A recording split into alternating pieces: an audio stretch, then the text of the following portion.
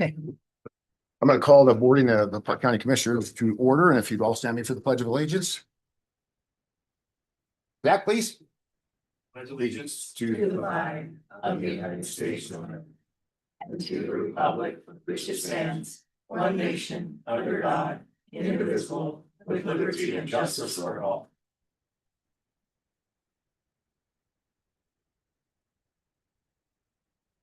Okay, first on the consent agenda, we have approved minutes from June 9th, 10th, 11th, 16th, 19th, 23rd, 24th, and 29th of 2006.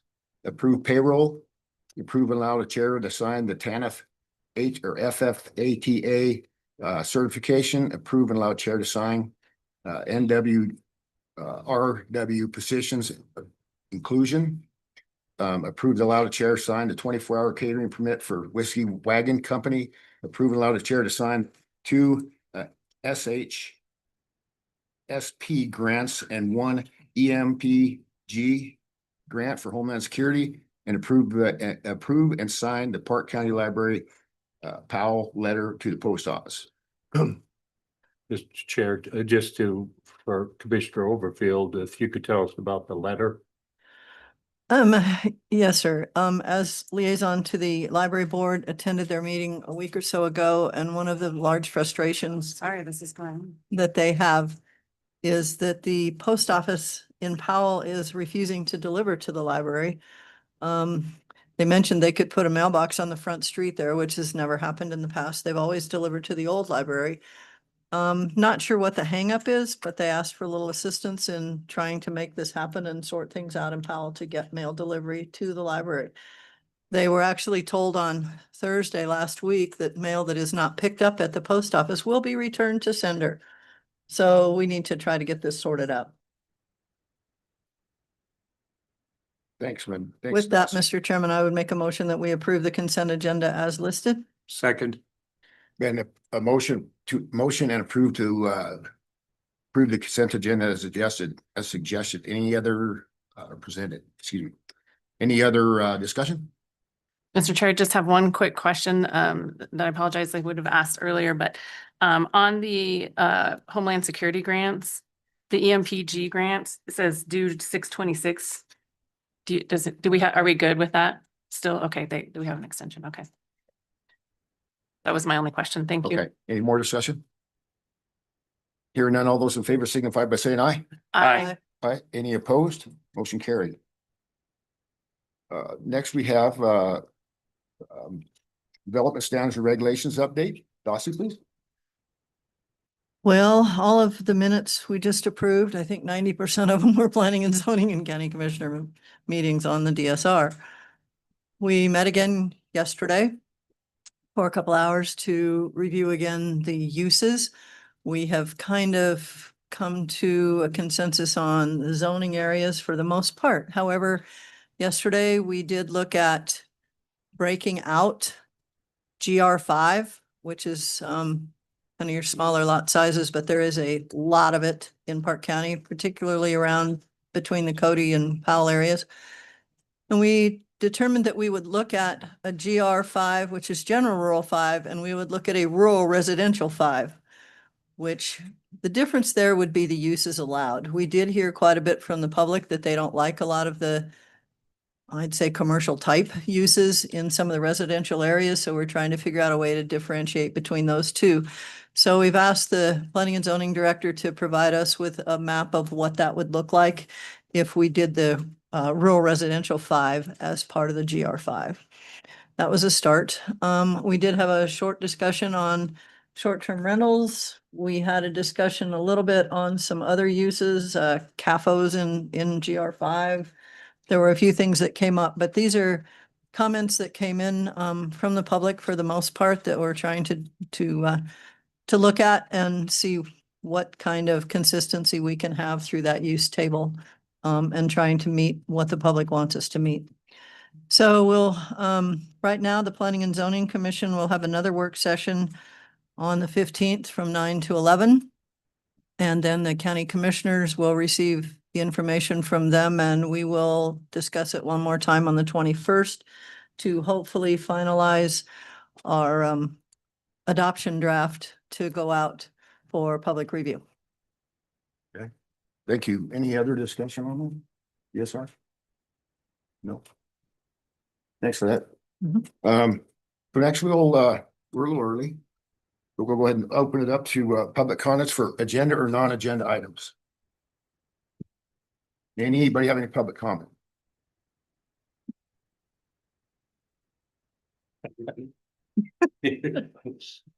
Well, I guess we could, since it's scheduled for a certain time, just leave it open right now until we, or do you want to close it down, or what do you folks want to do?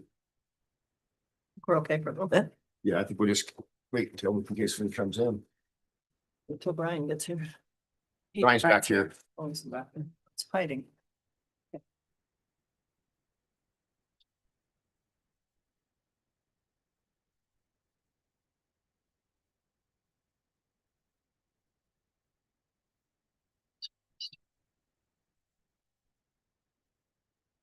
It all popped up on your phone. I don't know. I picked it up and it had like something must have been loaded to something and it was. I couldn't really figure out how to turn it off. And the volume did.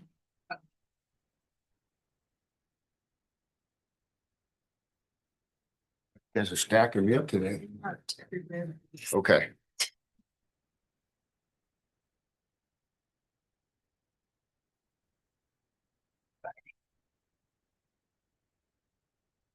What that was, I'm scared to look. Oh, it was a bull riding. Colleen, on that authorization date for these, is that gonna be the same date as up above? Mail service is the. So there's today's date. Today's date. All ruling and all. And most of them. She's sort of be. She said people for them wasn't fair. Right, okay. Theirs. Push. And then she's going over there shading on, so. Next time it's one, she. Yeah. Okay, no worries. I did, when you're pretty. Yeah. The car Not lunch, today. Brandon is fine.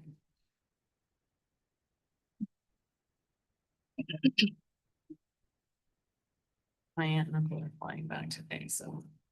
We get over some. Yeah, he still had a cough, but he was feeling a little bit better. We only stayed like 2 hours because he was kind of good.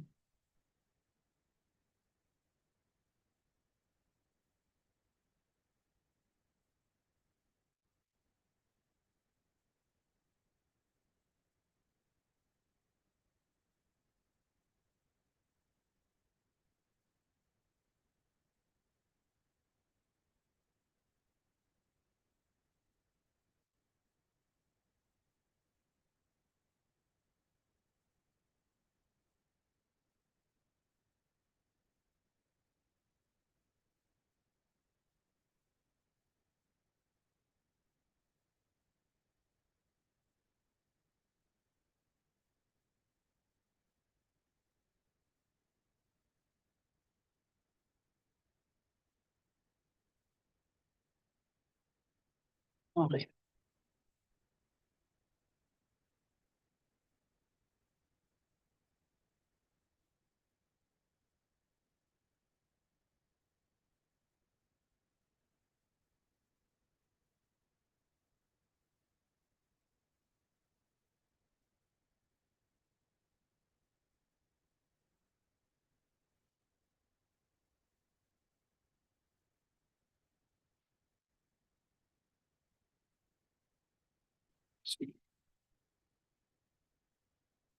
Keep them all up here.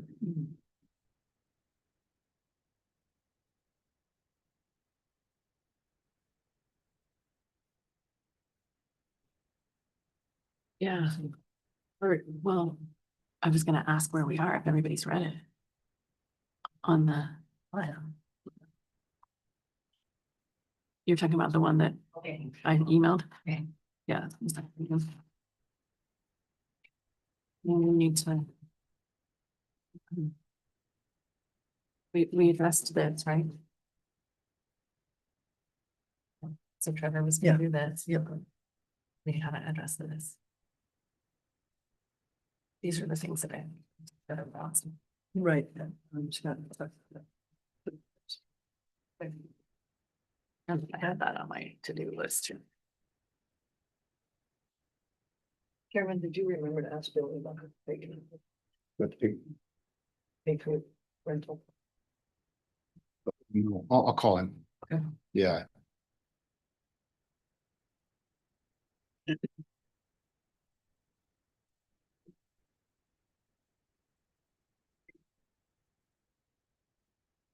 Oh, the comment starts at 9:40? Yeah. Right. Oh, We don't have any.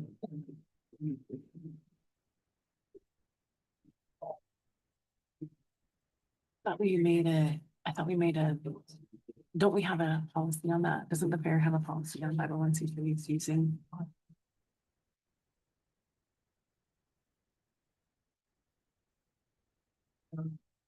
Okay.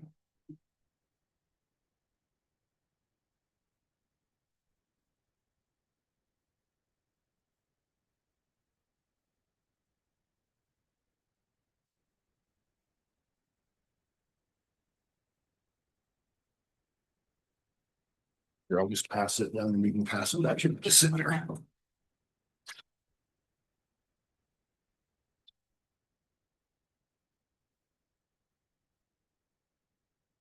No, he's a floodplain. Okay. This is my daughter. Oh, really? So he had a great ride. His helmet came off, but he scored an 85 initially. And then they came back and told him he got a 72 and offered him a reride. Because the animal? Nobody could tell me. I asked like some of the CMP board members and like, what happened there? And they didn't know. But anyway, somebody sent me this video. That's in it when I picked up my phone. Can't have a written score. So what do you think that was? You do? Just like. Right.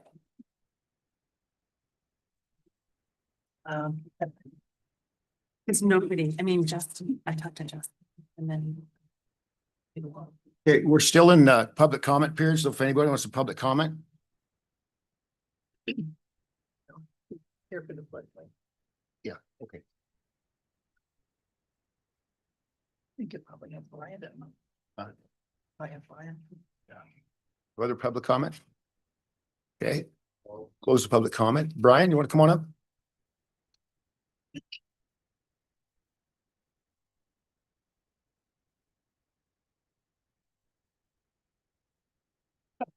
Brian and company. Brian and company on his scooter. I want a scooter. No, you don't. Oh. Actually, I thought I was gonna hurt myself more on that. I still have 3 weeks left. I don't want any more. Get to where you're going fast. Right, Brian? Sometimes. Thanks, Mr. Chairman. First item I believe we had on the agenda was related to the solid waste disposal fees for the Park County landfills at Cody, Powell and Clark. Just a little background. Most of you might recall back when we did the major improvements at the Cody landfill back in 2009, 2010. We were, $90 a ton, over $100 a ton. We were actually at $90 a ton there. Since that time, Park County has done nothing but lower the rates to what they're currently at, our disposal fees. And where everybody around us has been raising their rates throughout the Bighorn Basin, City of Billings and whatnot. With the escalating costs, inflation, operating costs, materials, equipment, labor over the past few years, we find it necessary to raise our rates for disposal fees. We've been working with our large contract customers, which is City of Cody, City of Powell, Town of Meeting, two tough guys at Kill Sanitation. We've had at least one work session with them, a lot of conversations, and negotiated some contracts with them at a preferred tipping fee of $71.22 per ton, which is what, 65 now. Mhm. So it'd go from $65 a ton to $71.22 per ton for again, the contract customers. These would be 4-year contracts effective today. And then And then for the general public, the base tipping rate fee would go from 75, it's to Oh, 80, 70. from 70 to $80 per ton for our, for the general public. And again, I think if you look around throughout the Bighorn Basin, those are still very competitive, tipping fees. We've done a lot of capital improvements over the last 15 years, closed out some landfills, built a new cell, invested in some equipment to make the landfill more efficient. So I think the guys have done a good job. They've cleaned up a lot of things out there operations wise. And so I think we're in a good place moving forward, but we just need a little bit more money to cover our operating expenses. So we would ask that you consider, we do have a resolution for you to consider. So, but that's the main thing that changes. We listed all the other in the resolution, our special waste fees, which were previously approved. None of those fees will change as part of this. The only thing that will change will be the contract waste fee for MSW, which is the municipal solid waste, and it also affects the construction demolition waste, but it's the same rates. $71.22 per ton for contract customers, $80 per ton for the general public. But that would be the decision today. Mr. Chair, I was a part of the contentious, I guess, meetings back in '09, which caused all kinds of sort of bad feelings between county and municipalities during that time. And this is no small thing, a raise in tipping fees, because if you get too much, then people start looking for their own ways to dispose of their household waste. We still get them coming into like the city of Powell, and Mr. Thorrington can tell you that we do get people coming in from the county that will drop off their MSW, and even people from Bighorn County that will make a trip to Powell and use some of the 300s we have out there. So I think keeping the number as you were and having the open meetings with all of the customers, cities, and of course the independents, I think was really key in getting this resolved, where everyone agreed this should be what it should be, instead of just jumping it to $90 and you have to deal with it. So I think this is the best way of doing it. And I think that number comes out perfect. And I think the city of Powell and Cody appreciated the numbers, and so did the independent carriers. So I think it worked out really good this time. We didn't have to have all those wild meetings again. So Yeah, it's going a lot better than it did. Well, 15 I years think ago. the impressive thing is when you showed us a chart of other counties, when you've got a surrounding county charging double of what we just moved to, Yep. $140 a ton. Correct. So I think that, we kept it pretty reasonable in all. And we've got a lot of things we're working towards. Household hazardous waste is a big thing. Recycling, trying to do more out there, some things like that we're trying to improve. But the other thing I think to keep in mind is we're not only covering our costs for today, our operating costs, but we got to build up reserves for the next sale, and we got to have enough money to be able to close the facilities and put final cover on ongoing groundwater monitoring. That's got to be 30 years after we quit taking waste. We've got to monitor them for 30 years. So there's ongoing money that we've got to get our enterprise fund built back up, and we've bottomed out, as you all know, on the enterprise fund here with some big capital expenditures the last 2-3 years, and we're now headed in a good direction. So this will help us get back on track. Chairman Woodford? I think the public can tell that you guys have been working hard. There's no white trash bags on the Matitza Highway, which is great. Yes. And I think all those things come with a cost. You did a lot of fence building, you did a lot of different types of equipment.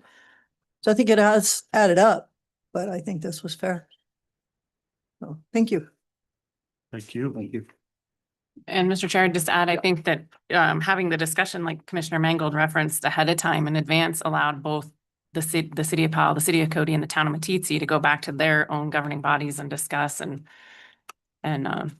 look at their budgets. And I just think the way it was handled, as Commissioner Mangold said, gave everybody, was transparent, gave everybody all the information they needed. And so thank you for the work and the presentation that you gave.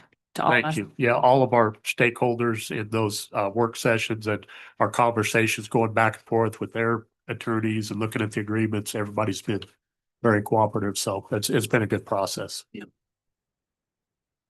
With that, Mr. Chairman, I would make a motion that we approve the adjustment to tipping fees for all Park County landfills resolution as provided. Second. Okay, moved and seconded, to approve those provided. Just for discussion, I'm just gonna read these in the record real quick. The city of Cody, city of Powell, town of Meeting, Two Tough Guys, Wolf, and Keel. It's Keel. Keel, but Keel, okay. yeah, got a different name. all right, so that's the ones we have on the record. So any further discussion? Here, no, all those in favor say aye. Aye. Aye. Any opposed? Motion carries. Thanks, Thank guys. you. Thanks for the work. Appreciate Thank that. you. Resolution number. Resolution 2026, number 30. Commissioner Simone, we did correct that. It was $5 each, so we've made that correction. On the dead On animal. the small dead animal fee. Thank you. Thank you. You're in the hot seat. Might as well stay there. I'll stay here. Next, we have Brian Edwards, Park County Engineer, considering allowing staff to submit and separate applications for funding under the CMOQ or AQ and bridge investment programs. Thank you, Mr. Chair, Commissioners. This is something that I think you're all very familiar with. We've the CMAQ, for the public's benefit, stands for Congestion Mitigation Air Quality, something like that. And it's really state grants, it's federal money through the Clean Air Program that goes through the state, administered by YDOT. But that's a program that they put out every year, very competitive. All the counties apply for it. We've been successful in the past going after these funds. We use it for purchasing mag chloride to apply to our gravel roads, which helps our roads keep the dust down. And it also helps the roads hold together in between our maintenance grading. As we've all seen, there's roads like Green Creek and some of ours that are getting enough traffic that the twice a year grading, especially with weather and the amount of traffic, doesn't hold up as well. So having a good mag chloride program to help the roads hold together in between grading sure helps us with our 630 miles of road to keep maintained. So anyway, what we're asking today, part of the application package, this is basically to get your blessing to submit an application for the CMAQ funding for fiscal year 27. And this would be, it's a 20% match. So the county's obligation would be $20,000. And then for us to get $80,000 from the state. And this would be, we would apply for this in August, or actually it's later this month, and we should find out August, September, whether or not we get the funding. But we think there's a pretty good chance we'll get at least some of that. And I do have a resolution for that as well, and basically acknowledging that the county would commit up to $20,000 towards a match for us to apply for that funding. Mr. Chair, and as we discussed earlier, Brian, you have already included the 20% match in the proposed or preliminary budget numbers that we've looked at. We've included both the expense and the reimbursement in the budget, planning, hoping that we do get these funds. Okay. So, Mr. Chair, with that, I would make a motion to allow staff to submit and separate applications for funding under the CMAQ. Well, in the bridge, I've is got it, it, I've you got got it another listed, one so separate, yeah. let's just make the motion would be to submit the application for funding for the CMAQ grant. Second. And move a second to submit the application for the CMAQ grant. Any further discussion? Hearing none, all those in favor say aye. Aye. Aye. Any opposed? Motion carried. Lloyd's Brian? here. And like I said, I think for the record, maybe Colleen, that's a maximum commitment of $20,000 match. I think that's probably, it was said, so hopefully that's okay. Or I can amend if you need an official. Just wanted to be sure that was Up in the to record in 20,000. case we have to give minutes or anything like that. Let's see. Yep. Oh, yeah, let's get a resolution. Resolution number 2026-31. Perfect. Okay. And the last item, for this session anyway, for me, Ben and I have been working with, Federal Highways. There's a new grant program. We're always, as you know, going and trying to find additional outside funding. We have a hard time covering basic maintenance with our, general fund with our budget. So we really try to go after outside funding for big capital improvement projects.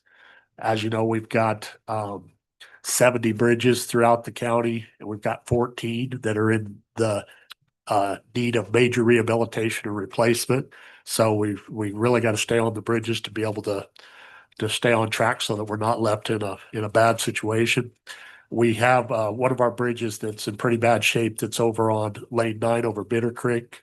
We'd like to submit an application for a bridge investment program through Federal Highways. We're estimated to be a $4 million grant. The county's match of that would be no more than 800,000 is the plan. And like I say, there's no resolution or anything with that. We just wanted to have your concurrence that you were okay with us submitting an application for that bridge improvement program or bridge investment program through Federal Highways for a maximum commitment of 800,000 from the county. And I might also add that we think we'll be in a place with the county road construction fund where we should have enough built up in that to where we should be able to pay that out of the county road fund, because I think the timing on this would be at least a year, probably more like 2 years out before we would need that money. And so I think with the amount that we're accumulating in that fund, and then with our other commitment on the South Fork Flap, we still should have enough to be able to cover this out of the county. Mr. Oldfield? Brian, would you update us to where the county road fund funds come from? Yes, that's a good question. So they're administered through the state, and there's a committee that handles that, but it's all fuel taxes and severance taxes is what makes up those funds.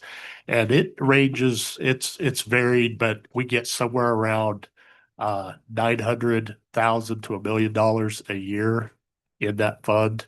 And many of you will recall that it takes a while to build up for significant projects. The last big project we did out of that was the Willwood Phase 1, and that tapped it back down to zero. So we've been in the process of building that back up. Thank you. And just one other follow-up on that. Is there anything binding if for some reasons the county goes broke at that time, doesn't have the 800,000, or is there anything binding? No, not until we sign an agreement, which would be if the funding's awarded, we'd have to enter into an agreement Okay. with Federal Highways. And we could, if the funds weren't there, we just have to forfeit the project. And Gotcha. there's many other projects lined up, so I don't think that Sure. would be an issue. Commissioner Mangle? Mr. Chair, you mentioned that bridge at Bitter Creek. Is this the worst bridge, or is this the one that might match the funding? Well, here's the thing with that fund. It's a $2.5 million minimum. And so with that bridge, it's a fairly complicated bridge. It's got 3 spans. It sits on a skew, so the piers are weird. So that's why it's a $4 million bridge replacement. We've got I think it's our 4th or 5th worst bridge. The ones above it won't be as expensive to replace. It's like the one on Rattlesnake is one of them. They won't be a $4 million project. So that's why we chose this one. It's got some pretty pressing needs. Anything else? I'm sorry. Go Mr. ahead. Chair. I might say one of our top 5 bridges is the one on Lower Grable that was part of the Why Not Bros program that's being constructed right now or being replaced. So that was like a top 3 worst bridge. So that's in progress. Well, Mr. Chair, with your question about whether or not we would be obligated, I mean, now that if we know that we're not, if we get down the road and you get the grant and we don't have the funds and we don't have to enter it, I am fine with going forward and giving you the blessing to pursue the grant money, because I think to try to replace it another way is going to be more expensive to the county. So if we have the option of a grant, I think we should pursue it.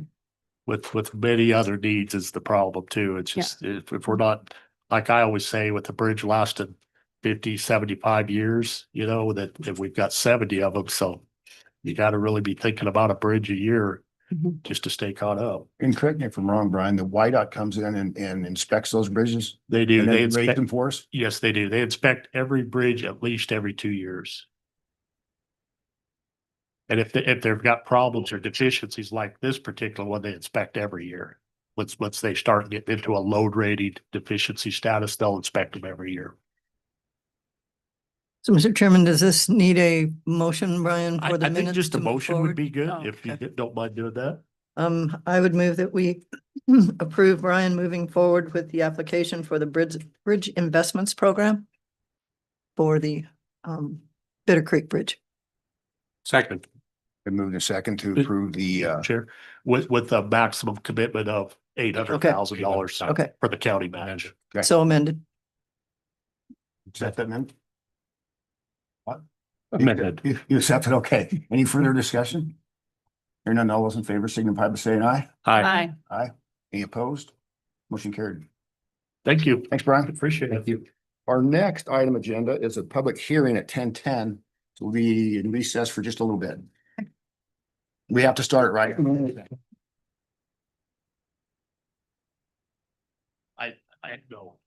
it's not on the bridge. The other two I have for you.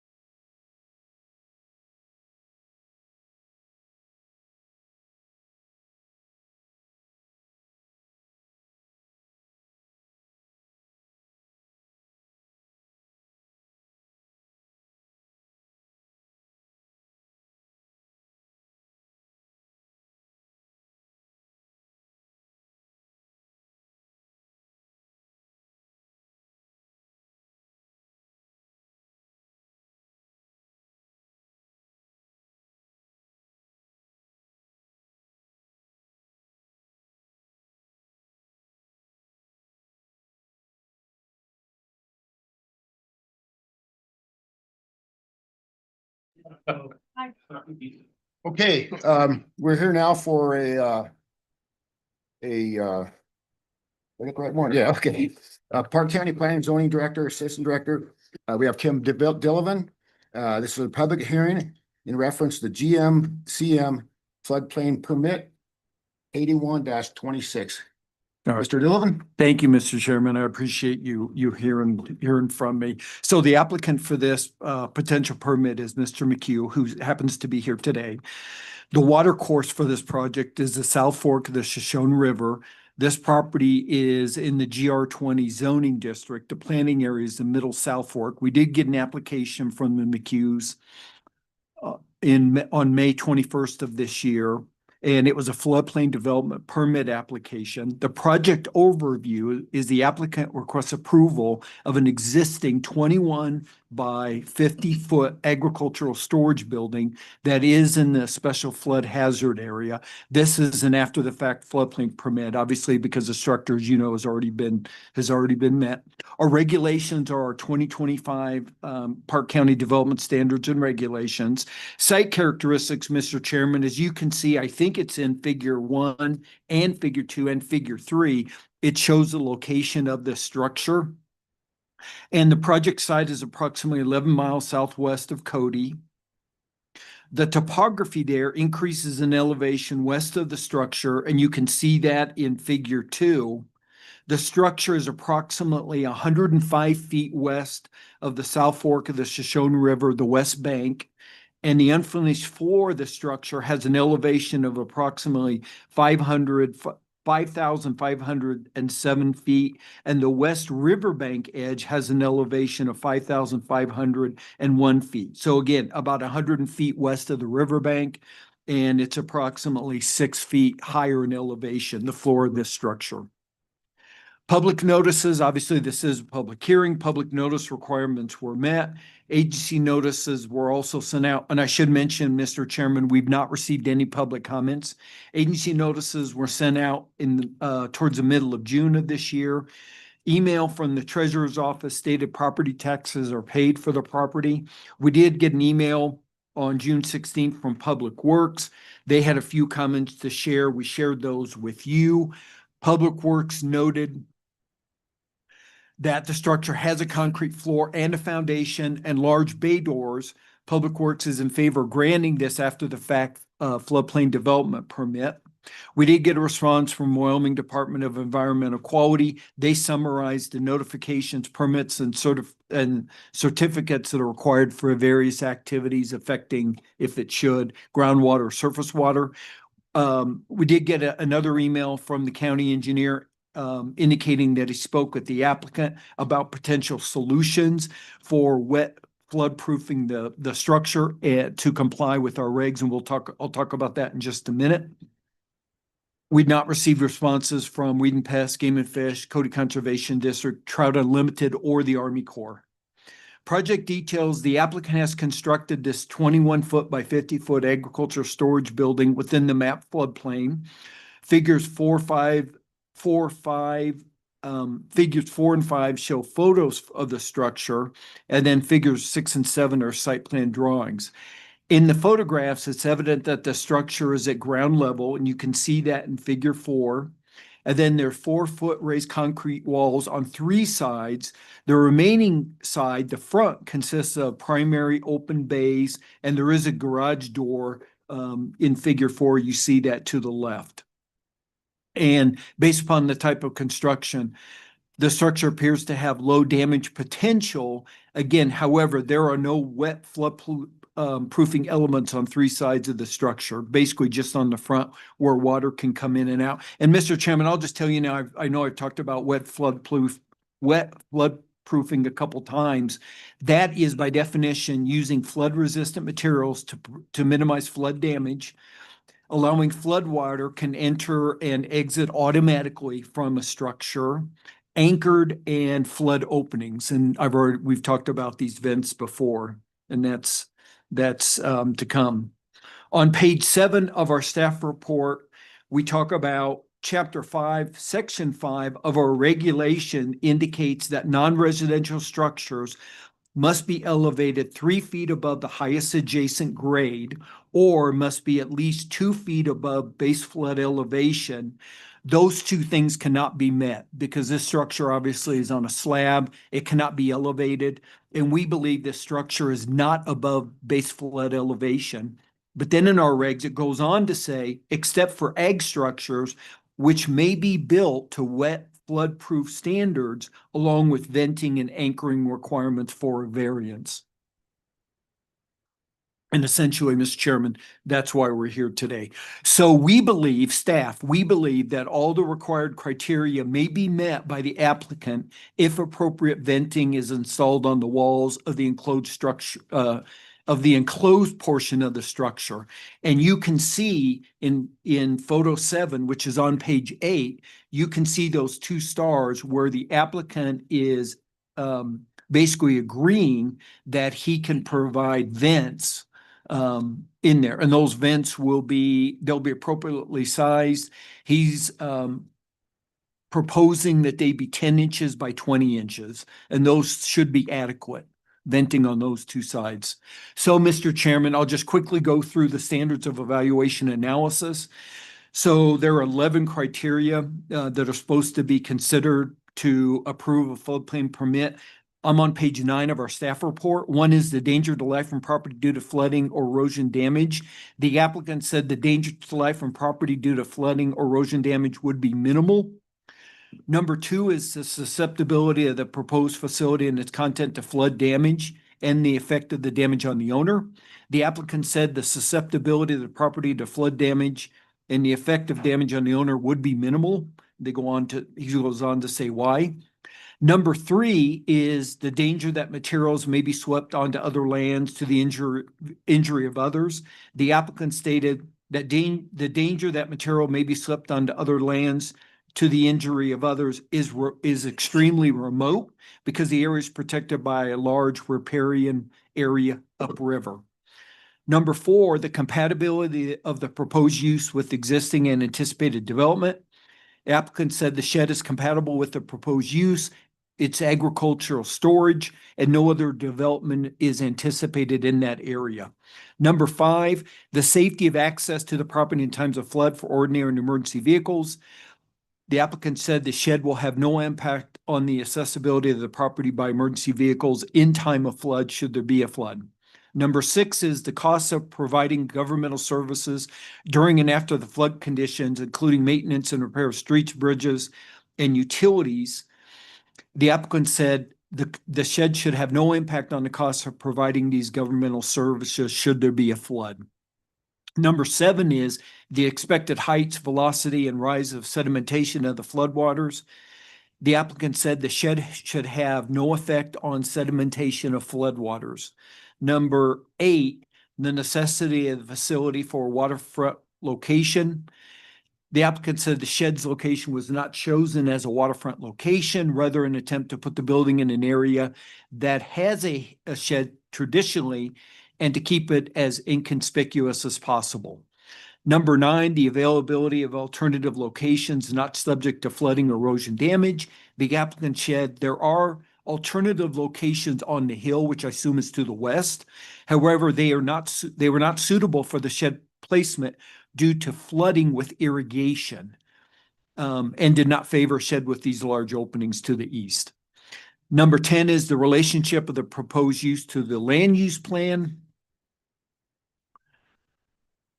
And the applicant stated, I don't believe the shed is contraindicated based on current land use plan. Mr. Chairman, we made a staff comment. This is on page 10. We said our 2024 Park County Land Use Plan identifies special flood hazard areas and recommends enforcement of the National Flood Insurance Program. And essentially that's what we're doing. And again, with the understanding that a variance approval is required for a shed like this, an agricultural shed, and is compliant with FEMA's wet flood proofing standards. So again, that variance is contingent on those flood proofing standards being met, which we think they can be. Number 11 is certification from an injured surveyor or other qualified professional that flood carrying capacity is maintained. if alteration or relocation of a water course is proposed. The applicant said there will be no alteration or relocation of the water course. Our recommendation, Mr. Chairman. So we said if the board approves this floodplain development permit, we recommend the following conditions. This floodplain development permit only applies to this agricultural storage structure. Number two, the applicant shall obtain approval of a variance as required by our regulations. Number three, following variance approval, the applicant shall obtain an approved building zoning permit for the storage structure. Number four, following the variance approval, the applicant shall install vents as proposed to the specifications required by FEMA. Number five, any changes to the proposed project or development in the floodplain that are not expressly addressed by this permit shall require a separate floodplain development permit. And number six, the applicant shall otherwise comply with Park County regulations. Mr. Chairman, I'm happy to answer any questions should you have any. Questions for that? At this time? Mr. Chair, I had asked this earlier and I think Dr. McHugh probably can speak to it. And I see it kind of in the applicant's response. But my question was kind of the after the fact, why that was, how that had happened. And I just wanted to give Dr. McHugh an opportunity to respond to that because I appreciate you coming forward now that it's there, knowing that it's in the floodplain for the floodplain permit, but just kind of an explanation of the process. I don't think it's a reasonable question. This one's on me. Basically, I didn't realize that I needed a permit for a building in an area where a building had previously been for like 100 years, and in areas that are in an area that's basically on the same or floodplain where everything I have and live in is already there. So I take full responsibility for that. That is absolutely, I should have known better. But basically, it's the building, so the structure is on the same footprint of a building that had already been there for 100 years or something previously. Yes, Correct, yes. exactly. I've got photos of it. It was our cow barn and corrals and all of that was there. And in 1963, it did in fact flood. I was there. And but it was a pretty rickety old building and it didn't go anywhere. It Okay. survived through that and years afterwards. Mr. Mangle? For the applicant, when flood insurance became available, did you pick that up too? Is that available in your area? I believe it is. I have not taken advantage of it just because of the cost involved. I guess over the 40 years, I probably have maybe purchased flood insurance twice. But no, no, except for that. How are you planning to vent this? You just take a saw and cut out a hole? Is that? how it Well, works? I got a lot of help from Brian Edwards and Joy Hill's been helpful too. But basically what we've kind of negotiated is the cement walls I would like to keep intact just because structurally I don't want to weaken the structure in case of a flood. So I've actually, I emailed some pictures that I basically did with ChatGPT, where basically it's we require 200 square inches. Yeah, is that the photo? Yeah, it's Right. we require 200 square inches total. And because it's a 200 square foot enclosed area. And I'm willing to even do a little bit more than that.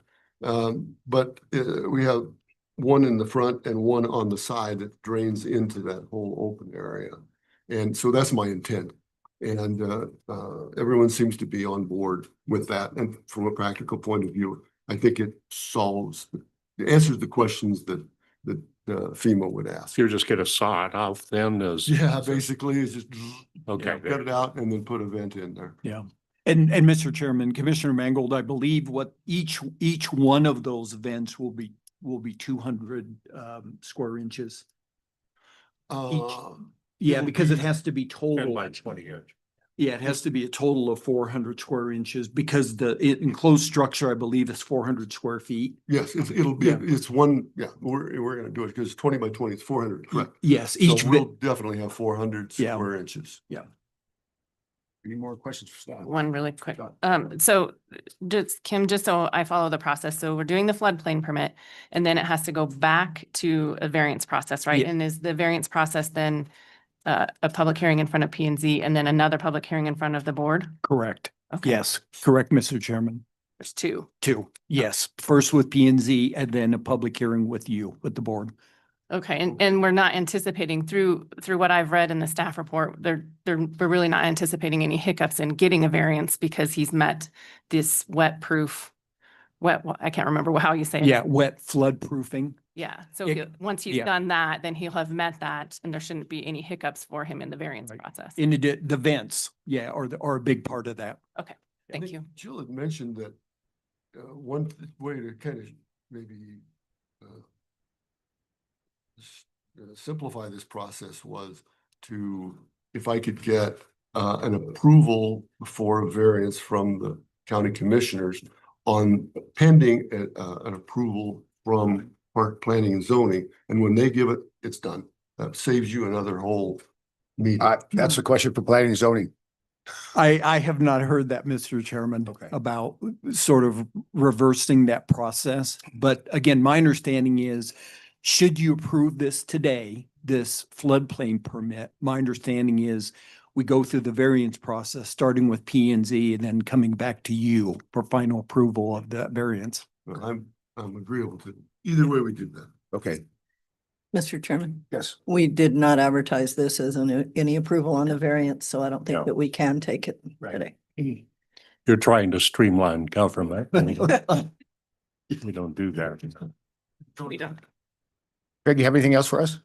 Nope. Okay, this is a public hearing, so anybody wanting to public comment, please come forward and speak your name into the mic and talk loudly. This is a public hearing. If you want to talk, come forward. Mr. Chair. I was just gonna add to, I worked quite a bit, the applicant on the bed. And one of the requirements is making sure that, the vents are down at the ground level, which he's gonna do. And then, it would be easy just to put them on the one outside wall, but putting it on the outside wall and the other one on the inside wall, the base, the old base, that gets the flow. I think technically we're satisfied with these. Okay. One more time, any public comment? Mr. Chair, I'd move to close public comment. Second, Been moved and seconded, close public comment. Any further discussion? Hearing none, all those in favor say aye. Aye. Hi, Any opposed? Motion carried. Mr. Chair, I move to approve the GMCM floodplain permit with staff recommendations. Second. Been moved and seconded to approve the GMCM floodplain permit 126. Any further discussion? Hearing none, all those in favor say goodbye by saying aye. Aye. Aye. Any opposed? Motion carried. Thank you, sir. Thank you. thanks. Thank you, commissioners. Mr. Chair, resolution 2026-32. 32. Oh, that's okay.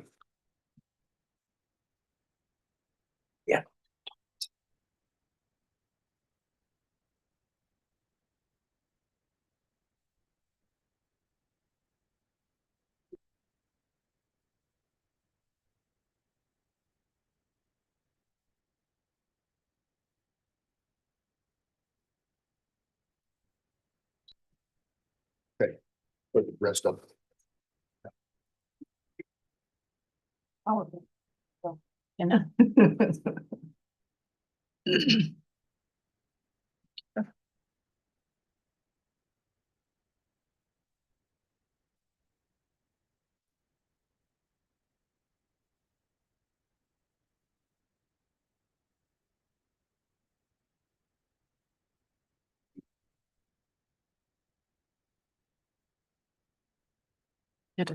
It is one.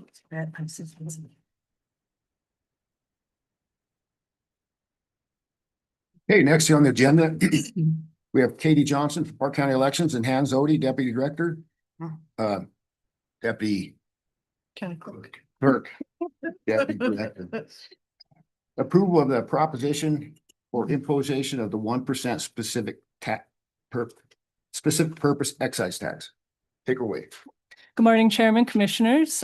So we're here. I just want to be clear. So we're going to talk process, next steps, and then I know we have folks from the municipalities here in the audience, and they would be much better received. So if you have any questions about their projects or anything like that, please direct those to them. So first off, just walking through the resolution here. So the governing bodies of Cody, Matitsi, and Powell have each passed this resolution.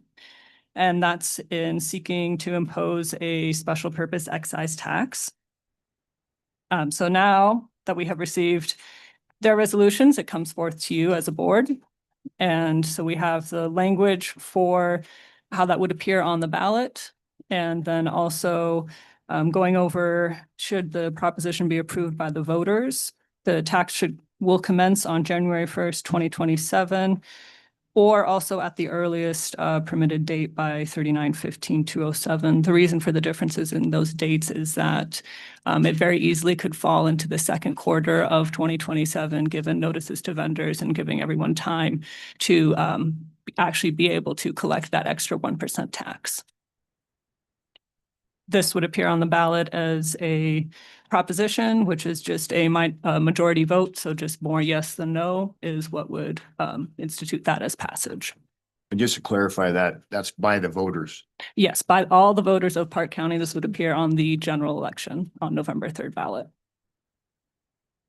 Mr. Chair, two questions, just more for the public that may be listening. Mhm. So the first question is, if you can, and I don't know if you feel comfortable with this, but just give a brief explanation of a 1% specific purpose tax, like where that money comes from. And then my second question is, I've seen some people asking, could these potentially be separated into three separate things, three separate items rather than one? So if you, but the way that this, I think the answer to that, I'll let you speak to it, but I think the answer to that is not the way this has been proposed. But I have seen that question raised from the public. So if you don't mind just speaking to that really quick. Yeah, absolutely. Chairman, Commissioner Simone. So yes, a special purpose excise tax is 1% tax that is on goods and services collected within Park County. That 1% then comes back to the Park County Treasurer, who is responsible for collection and distribution of that 1% received by the specifications of the amounts in this resolution. As for splitting that into three, that is also my understanding that is not how this has been proposed. I have not heard of that been done before. Do you have anything to add to that? Mr. Chairman, Hans Odie, Park County Deputy Clerk. Commissioner Simone, I have seen propositions split up by project before. Teton County has actually done that. I observed an election in 2018 in Teton County where they had about 8 different projects on the ballot, and the public was able to then vote on each one of those projects. So it is possible. It's not typical, but it is possible. Mr. Chair. So Hans, just for the public knowledge or information, my question is more that in this scenario, that's not possible because the way this has been put together, we are voting on the public will be voting on one package kind of deal. And so I think there was some confusion out there, like, can I vote on one versus the other versus the other? That's not the way this is going to appear on the ballot. It's going to appear as one package deal. Mr. Chairman, Commissioner Simone, that is correct. This will appear as a package deal, all pass, all fail. Okay.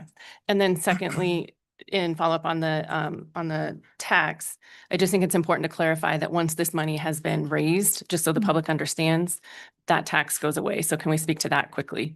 Yes, absolutely, Commissioner. So as you correctly stated, a special purpose excise tax is time limited. Once those projects have been funded, the tax does go away. It does drop off. Thank you. Mr. Chair, in the past, when we have had the tax go through, for this amount of money, have you determined when that tax might go away? Mr. Chairman, Commissioner Mangold, I believe the last one was 2016. 2016. And with inflation and the 1% of what 2016 dollars are versus what 2026 dollars are, I believe in 2016 that it went off in about 18 to 24 months, somewhere in that neighborhood. Could you tell us about the exemptions on this, for instance, food, that people won't have to pay more on? Mr. Chairman, Commissioner Mangold, yeah, I believe that's correct, that anything that's not taxed currently would not be taxed by this 1% And either. equipment? So, yeah, so it's goods and services that are taxable by Wyoming statute 39, title 15, or yeah, title 39, chapter 15 to 201 ed sec.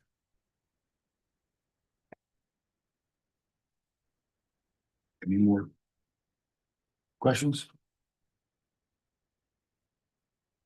Mr. Chair, do we want to have each of the local governments just give a brief? I don't know what. Yeah, sure. Why don't we start with City Cody? You and the mayor can both come up.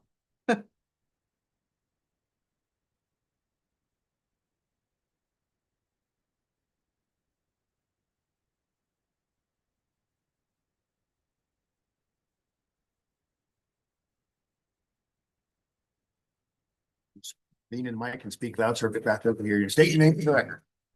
Leanne Ryder, good morning, Commissioners. Tony Tolstead, good morning. Tony has a presentation for you. So the item that you have before you right now is I wanted to make sure that you had a little bit of information that we've already compiled in the past for the Cody Auditorium portion of this issue. The Cody Auditorium, I believe it was 1941 it was built. Obviously, we've done sporadic maintenance to the item over time as things have come up. We've had some recent things that we've also put a great deal of money into it. One of the significant challenges to that facility is 88 bathrooms, dilapidated structure. At some point, it just requires a great deal of care. The proposal you had before you, if you were looking at this one right here, this is the most recent one. We worked through a grant program to identify some remediation options for it that then would allow us to go get grants. That funneled into a discussion about the facility for the specific purpose text, which is what you're considering today. So the estimates that you have in here, the estimates provided through that program and through that analysis, coming up to right about $9.8 million. A good deal of that is the remediation of the asbestos tiles, ceiling, structural items, flooring.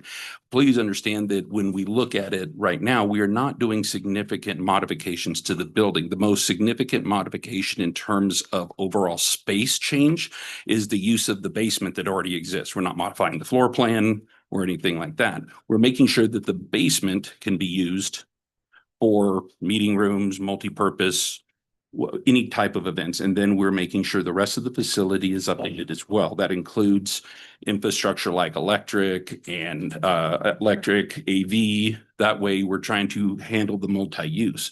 The other significant items is, of course, the ADA bathrooms. The ADA bathrooms, the bathrooms at the front of the facility, we will likely have to move that out. Move those walls out just a little bit to line up with the rest of the facility. That's an approximation in order to make sure that we meet ADA requirements moving forward and continue to use it. So those are some of the significant updates and probably the most significant modifications of that facility in terms of actually moving walls or additional use of space. The rest of it is an update and making sure that we remediate the things that need remediated and make sure we get another 100 years out of this facility. That's the general, very, very short version of this. A lot of that is held within the document I told you about. The other document was a document back from 2024, which was a facility condition assessment. And that has a great deal of information into it, pictures that probably help give you a little more reference to some of the challenges we're meeting, but ultimately looking at using this facility for another 100 years, continuing to use it for different things and new and useful items, new and useful events, everything from weddings to which are being held now to any other type of concerts and the like is some of the important things because we know that that space is needed in our community. Otherwise, those are the big changes. That's the high level. Happy to answer any other questions. And I would point out that, of course, through it, we will seek grant funding also to augment that. But I mean, just to point it out, we're not just going to rest on our laurels there. We want to make sure that it's a great project. Would you give us a quick rundown on the building use currently? I mean, we're talking about people using it. How often is it used now? How much is it rented now? I wish I would have brought those numbers now and it would have called Mike. No, it's okay. It's used relatively often. I mean, everything from weddings. We had the city Christmas lunch in there, but it's used for anything from graduations to small concerts. Obviously, the meeting room off to the side is used more often as a meeting space. We do have a commercial kitchen, so we have the capacity to use it for tons of things. But I mean, it's used depending on season. Of course, it's rented pretty often. Okay, thank you. Mr. Chairman, Commissioner Overfield. From a high level, what I would like to reach out to the Cody community and surrounding communities. The building is over 80 years old. It's had very little upkeep.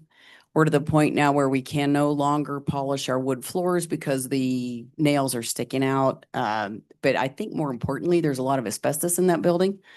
If anyone has seen photos from, I'm going to say maybe 40 years ago, it had a beautiful dome ceiling inside. It was covered because the dome ceiling has asbestos tile on it. There's asbestos tile in the flooring. If you were to look at code right now, how many bathroom what type of bathroom facilities you need for the number of people that hall will hold, we have to have at least 6 stalls women, 6 stalls men. There's 2. Once you start tearing in to try to do an upgrade, you have to bring everything up to code.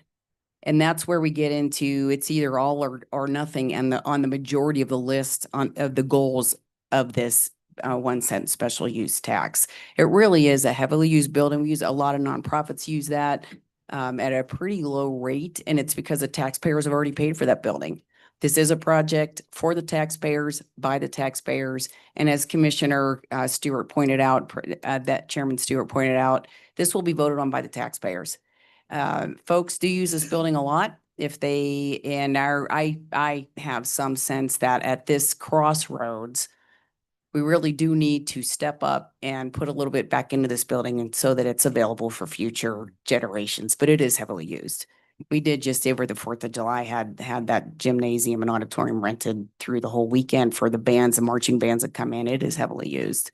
But it is in a lot of ways out of code. The electric needs upgraded. Fire suppression is there, but it needs some upgrades. HVAC systems, flooring, tiling, bathrooms. Mr. Chair, I'm on the Crisis Intervention Board and we have one of the big events there, the craft fair. The place is packed. Reading the assessment report sort of scares me a little bit. It's still safe though, right? Yes. Exit for Yes, we wouldn't be, electrical. no, we don't believe if it were dangerous, if we thought it was truly, if we had indication that, this is going to go up in flame, or we wouldn't be doing it. That wouldn't be safe. We don't ever want that. We want to make sure that we can continue to use it for the 100 years. And it's even more useful to organizations and other uses. One of the responses we received a lot early on is we need convention space. We need meeting space. And that did in fact drive part of the conversation about the use of the basement that is currently used for records. But when you go down there, obviously it could be used for a lot of uses for a lot of people, everything from community classes to meetings. So I think that And could more be booths for the craft fair. more booths for the craft fair would Sell out all the absolutely be a big, very large. Well, I have a statement and a question. When I grew up, I was shooting BB guns down there and boxing down there, that indoor weren't range. supposed Is to that be. coming back? We're looking at it. Chairman Stewart, Commissioner Mangold. that addresses a little bit of the issue. So when something comes up that we call unsafe, we're nickel and diamond and band-aiding this. And there's a point where at an 80-year-old building, we're gonna run out of room to band-aid. Have you determined the length of time for the construction if this is all approved? At this point, we have not. It's going to depend on a number of factors, and we would have to go out through Bidding. design and bidding.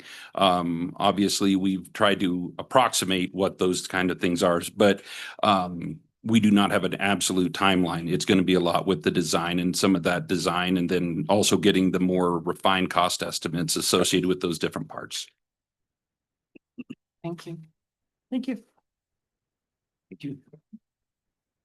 Zach. City Administrator and his crew. And his crew. Yeah, here for the most support.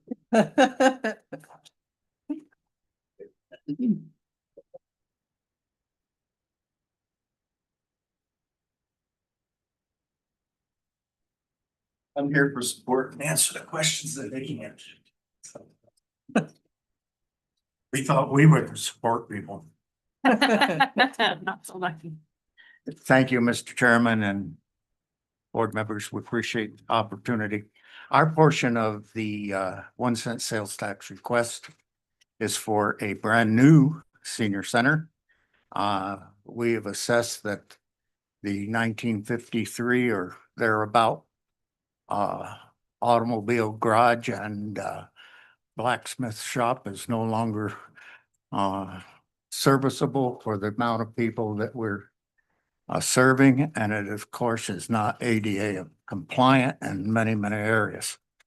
So we have before you a plan that the senior center has had developed because we were thinking and working on another source of income at one time, looking for donors. The senior center purchased 2+ acres of land, paid for it, donated it to the city. So we have some skin in this game, and to the tune of about $590,000. Our request is for this facility. Part of that money was for the architectural design that you have before you. We're here primarily to answer questions. Seniors, as you know, provide a lot of services to the community. I noticed in the newspaper today, and I think it's the Cody paper, that we're anticipating an increase in the number of seniors in the county. We've seen that in Powell. A lot of people moving in are not the young people looking for jobs that are seniors, and we're serving a large constituency now in a very inadequate facility. Our facility now is a 3-story facility, so virtually 1 or 2/3 of it is not accessible to seniors. And so therefore we have this proposal before you. If you want to add anything in terms of program, that would be fine, or if you have some questions, we'd be more than happy to try to answer them. Well, I think when you were in here before, you explained it pretty well. Well, Mr. Chair, Yes. I'd like to just add that they have tried from legislation, getting dollars, and they've exhausted everything over, I'd say, 5 years. 2017. Since 2017. There's been some joint proposals with the manor that didn't work out. This would be a city-owned facility that we would lease back, like most of our buildings. Right. I'd like to, maybe if I have a chance, clarify a little bit of what Commissioner Simone talked about with separation of projects. So I could speak a little bit to that with state statute. If you want to have a specific project for a city or municipality, by the rules of state statute, you have to have a general purpose tax first to allow that. If that is not in place, the commissioners can allow those cities to have their own you can collect within Powell or Cody or whatever municipality. However, historically, you would see that if we had something on a ballot, let's say not with that, only Powell, and it was Park County, you wouldn't get Cody probably voters to vote for Powell's advice. So the history of a specific purpose, I would say, has always been we join together with a project that's really important to the community of your community, and then in terms of exhausting the actual specific purpose penny when it would go away. Deputy clerk here is correct. It's usually about 18 to 24 months. I think the calculation your treasurer had was 20 with this, and today's 20 months. There, I'd like Commissioner? Perfect, thank you. Mr. Mangle? Mr. Chair, and I can echo what Zach was saying about, Linda's been in before about, talking to the legislators and us as commissioners. A lot of us did go to Cheyenne and try to lobby for it, and it was all on deaf ears. But as you said, we're a county that is seeing a vast increase. Matter of fact, Park County is one of the leaders for bringing in seniors now, people moving into our area. Sheridan, I think, was second. So I think that for what they have now, and Linda, you've gone through all kinds of trying to get funding in one way or another. Yes. And it's just one of the things that's overlooked here in Wyoming, the senior members, and even though we're made up of seniors. So I think that I think it's a worthwhile project. It's been long coming. And sorry, Mr. Chairman and Commissioners, I do want to say that, you know, this is going to serve the next 3 to 4 generations. So it is a very useful and responsible management of tax funds. Okay. Thank you for coming in. Okay, Thank thank you. you very much. Commissioner Dossie, you're going to be City next. Batisi? Yep.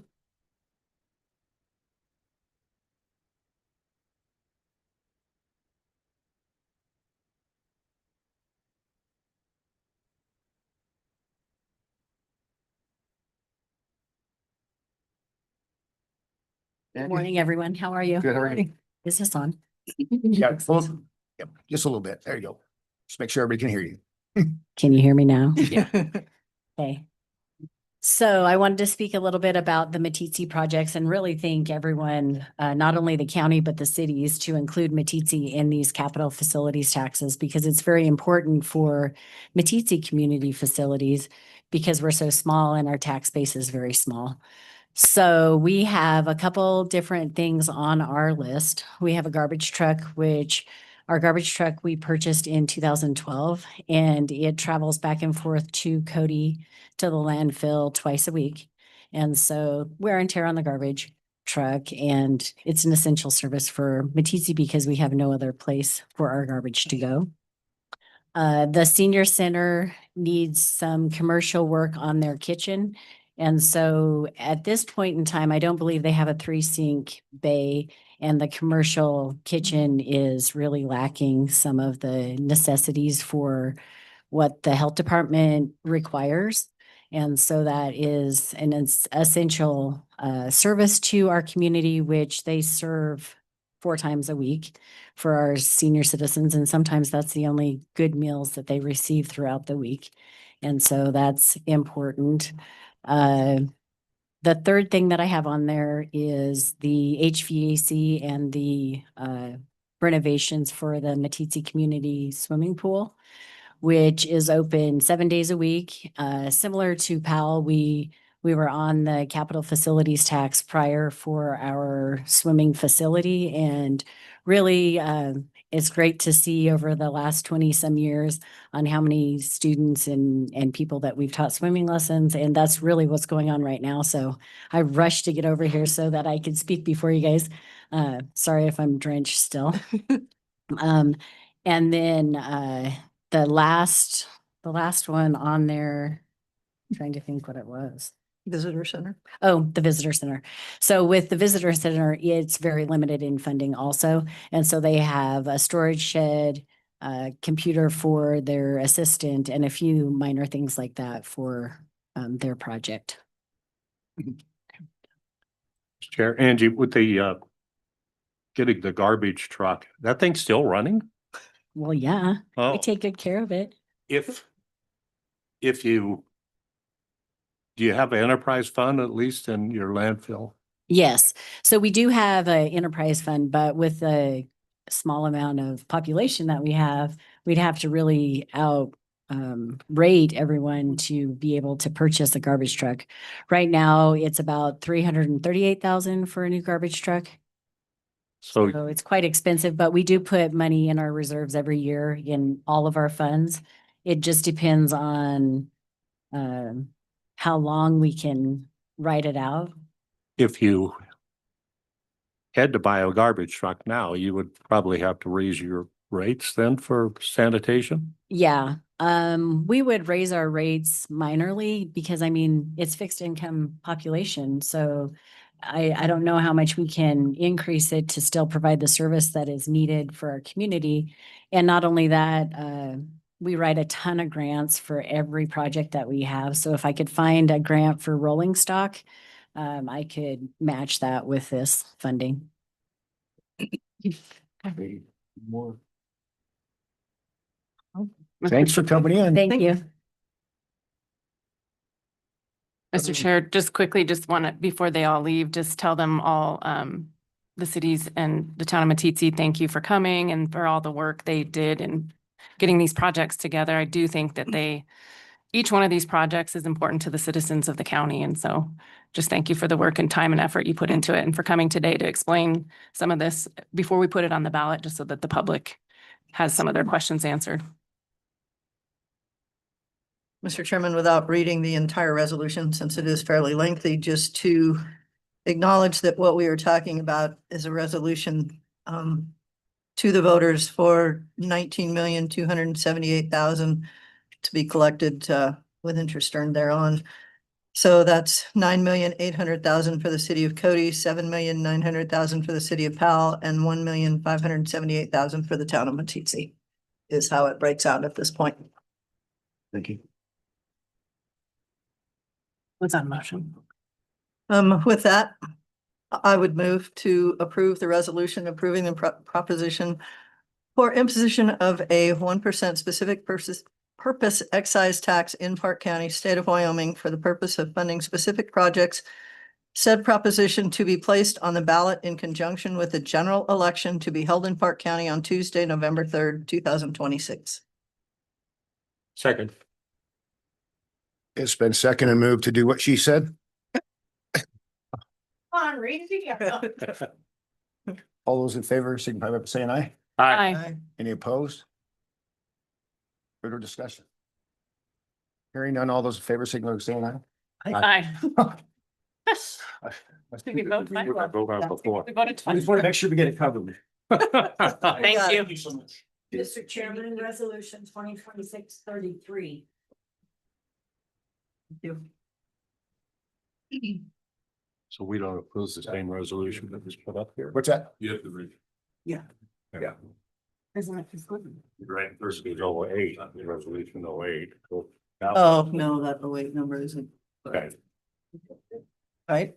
Yeah, it's for all of us. Yeah. Resolution on our screens is 2026-08. It's 33? resolution 2026. Okay, okay. Just to be sure. You have front. Yeah. It We is. just tried to blank last Oh, year's no, resolution. what we're looking at is we're looking at the city of Cody's. That's Oh. the signature. So they put Okay. in there that they have passed theirs. Okay, all right. That's why the difference in the cost. Thank you.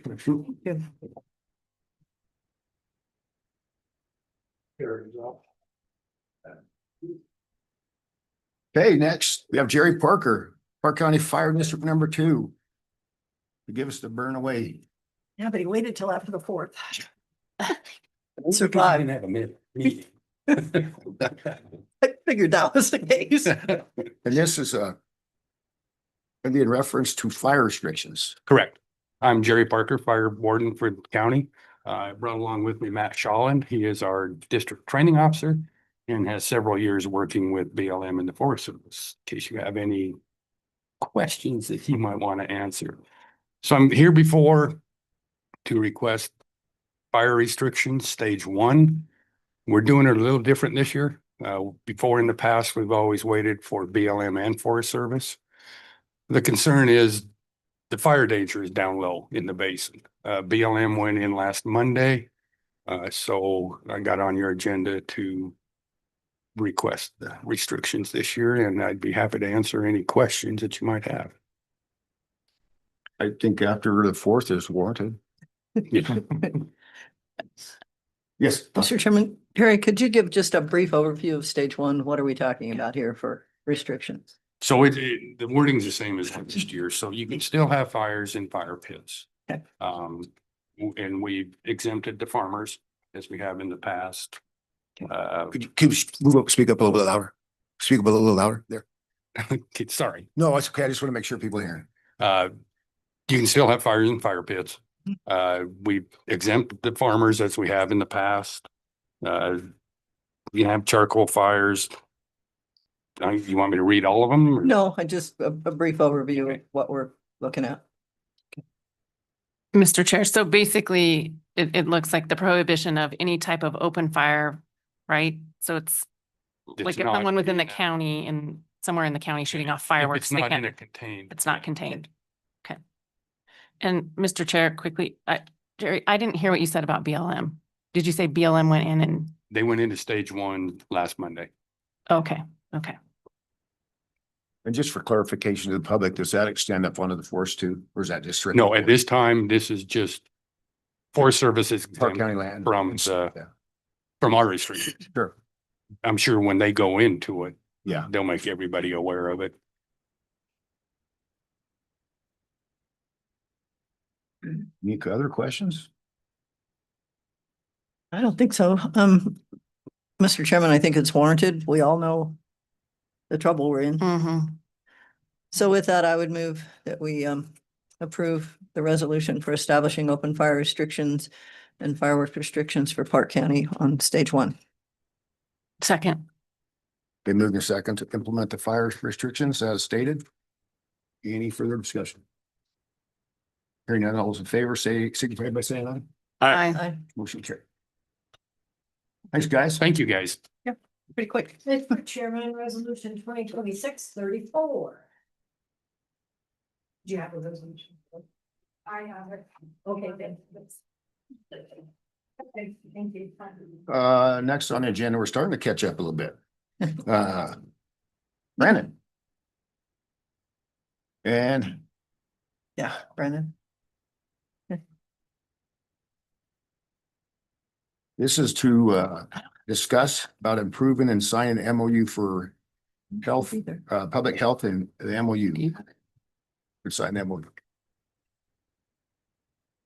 Yes. check it out. Let me pull it up real quick here.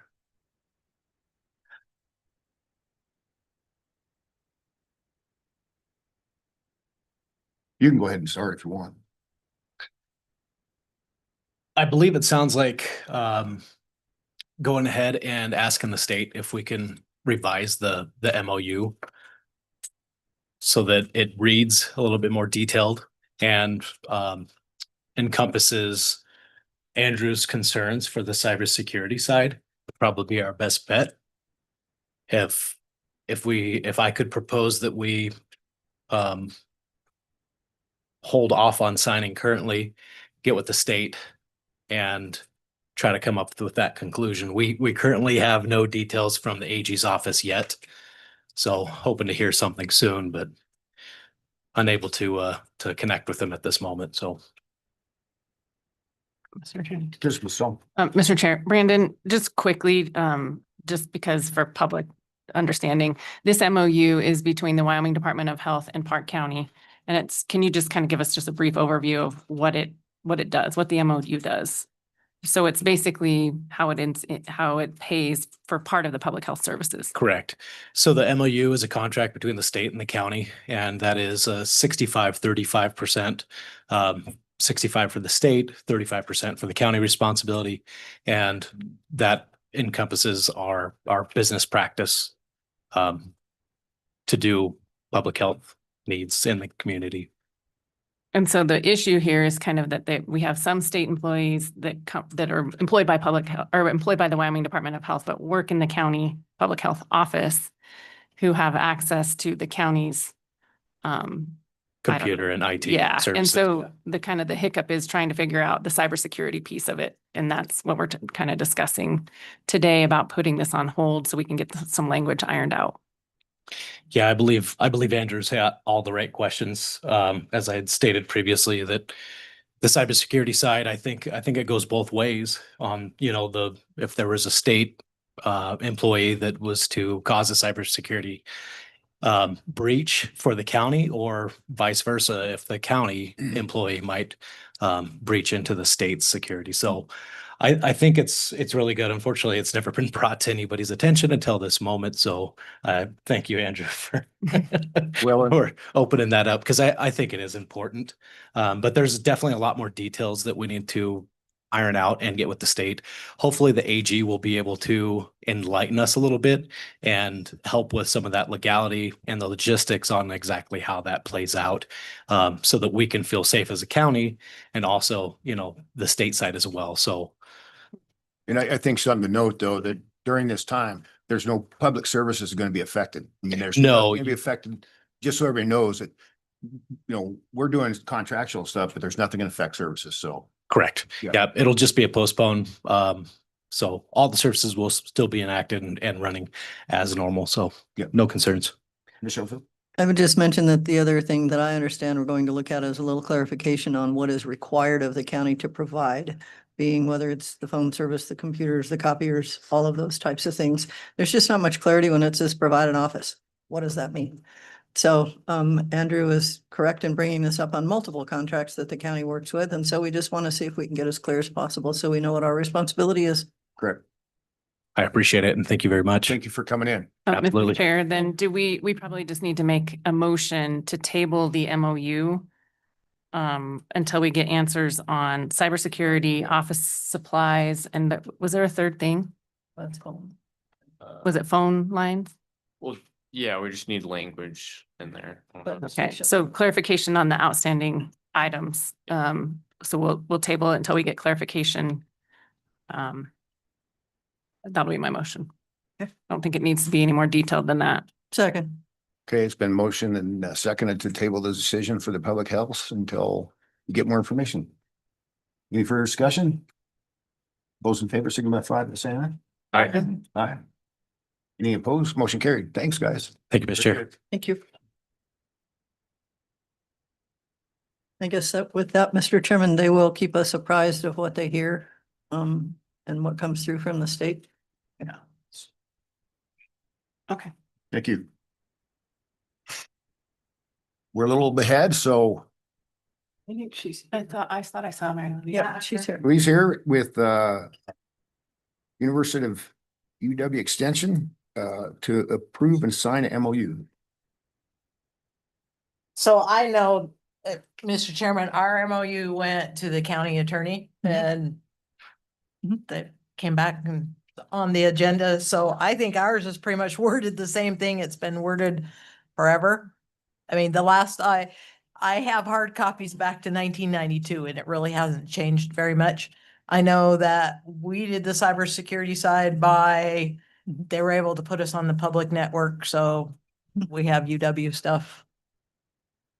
Mr. Chairman, I think the main difference that we're seeing on this contract, and I don't know about historically, but most of the contracts that I've seen that we deal with the state of Wyoming are a 2-year. Oh, and this is a 5. This is a 4, I think 4. I thought it was 4. I- Is it 5? That's even longer. The other ones have been 5. So I don't know. I didn't. Okay, anyway, there was some concern indicated on the length of it with the responsibilities and not knowing where costs are going and things, if that's something that we want to commit to that length of time. Or if we would be interested in a 2-year like the public health one and some of the other MOUs that we sign. As far as form and the things in there, yes, you've answered the questions and taken care of the cyber stuff that I'm aware of. But I think it was the length of the contract that was a little bit of a discussion. Oh, okay. And Mr. Chair. Yeah. This says this MOU will be reviewed at least every 4 years or revised whenever all or any part of the provisions become inoperative or require additional provisions. So I think it looks like it's four. Yeah, it says effective date July 1st, 26th through June 30th, 2030. I guess that's the question. Want to do 4 years or ask them for 2? I feel a lot more comfortable with 2. And not because anything current right now, it's just such a long contract. For a normal contract, like I look at the ones we signed before, they're always a 1 or 2 year. Mr. Chairman, I also think that we're in a situation, and this is absolutely nothing against extension. We just all know where some of the tax things may be headed and where our budgets may be headed. And if that's the case, I don't know what 4 years from now is going to look like. We might be better off to keep that on a 2 year and then have an idea how much we can keep going. It may not be a problem whatsoever, but if the budgets get too narrow, we don't know where cuts are going to have to come from. So I would hate to have a contract in place that we're going to have to really work hard to get out of with the state of Wyoming. Mr. Maggle? Mr. Chair, I would agree with that. With one thing we need to try to avoid is encumbering future boards, and the way that our elections are, we sometimes every 2 years, we may see new people come on who might not agree with the contract, or things change, as we said. So if we go to a 2-year agreement, that means there's a continuity with at least the present board. So Agreed. So with that, Mr. Chair, would we then just maybe motion to send this back to the University of Wyoming with a request for amendment to 2 years? I believe so. That'd probably be proper. Mr. Chair, if I may, the other concern was some of the language as well that pertained to technology stuff. Like we got stuff worked out where it's like we're in compliance, but that isn't reflected in the language of the agreement. Well, I think it'd probably, for you to help to get that language correct, so it effectively reflects what we're doing as a partnership. Yeah. So there's no contradiction of what we should be supplying or what we shouldn't be supplying. So if you could kind of work it out too, and then maybe just shoot it by Scorecast to form real quick, and then we can send it off. And Yeah, because now it'll have to go back to the university attorney. Yeah, because I can't sign contracts, so it goes back to UW. no, I know that. Yeah, so. So, Mr. Chair, I guess I'd make a motion again to table this MOU and send it back for request for a 2-year contract and to include the language that Andrew has for addressing kind of the IT technicalities. Does that work? The IT provisions? I will second that, and then I have discussion. Okay, then move to second to table this particular MOU discussion. My only question, I guess, is for the county clerk and maybe Mary Louise, but in a similar situation, I guess I'm not positive we didn't have the discussion about the funding scenarios with this contract or employees or anything. Is this handled pretty much the same as public health, where we pay and are reimbursed? How does this work if we do not have a contract in place after July 1, which is theoretically where we already are? What happens with the funding? But my salary, this has nothing to do with my salary. That's Okay. So no money's really tied to it at all. Yeah. Okay, that's what I wanted to Because- clarify, since we're past the date. I wanted to be sure we're okay. Because the university sent that out and then they retracted it, and I don't have the new one. Yeah, but. So Wages is all this stuff. as far as I know. Yeah, because it's a yearly thing. Okay. Yeah. Okay, Mhm. I just wanted to be sure we weren't gonna table something that is gonna get you not paid or. Yeah, yeah, they sent the payment, the enumeration thing, and then said, nope, don't. Okay. And that has to do with our raises, because that money was set aside separately, and so the raise, you're not being asked to fund the raise, and so, I don't know, I haven't seen, we were supposed to see that. I haven't seen it, so I'm sure it's with the attorney too. Okay. Thank you, Mr. Chairman. Any further discussion? All those in favor, signify by saying aye. Aye. Aye, any opposed? Motion carried. Thank you. Yeah. We're about, Yeah. 10 minutes ahead. Does anybody need a break? So I need that as soon as possible. What do we have next? Brian, Brian. back here, but I mean, if anybody needs a break. I'm good. Mine's right there. Yeah. Are you guys good? Keep moving. I'm good. I guess. Mhm. You'll know when I'm not good. Just gets up and leaves. Yeah. I'll play mute too after. Oh, Pauline needs a break. Okay, can we take just a quick, All right, next up, Brian Andrew. like a 5 minute? Okay, 5 minute. Okay. Okay. We're ahead, aren't we? Yeah. Yeah.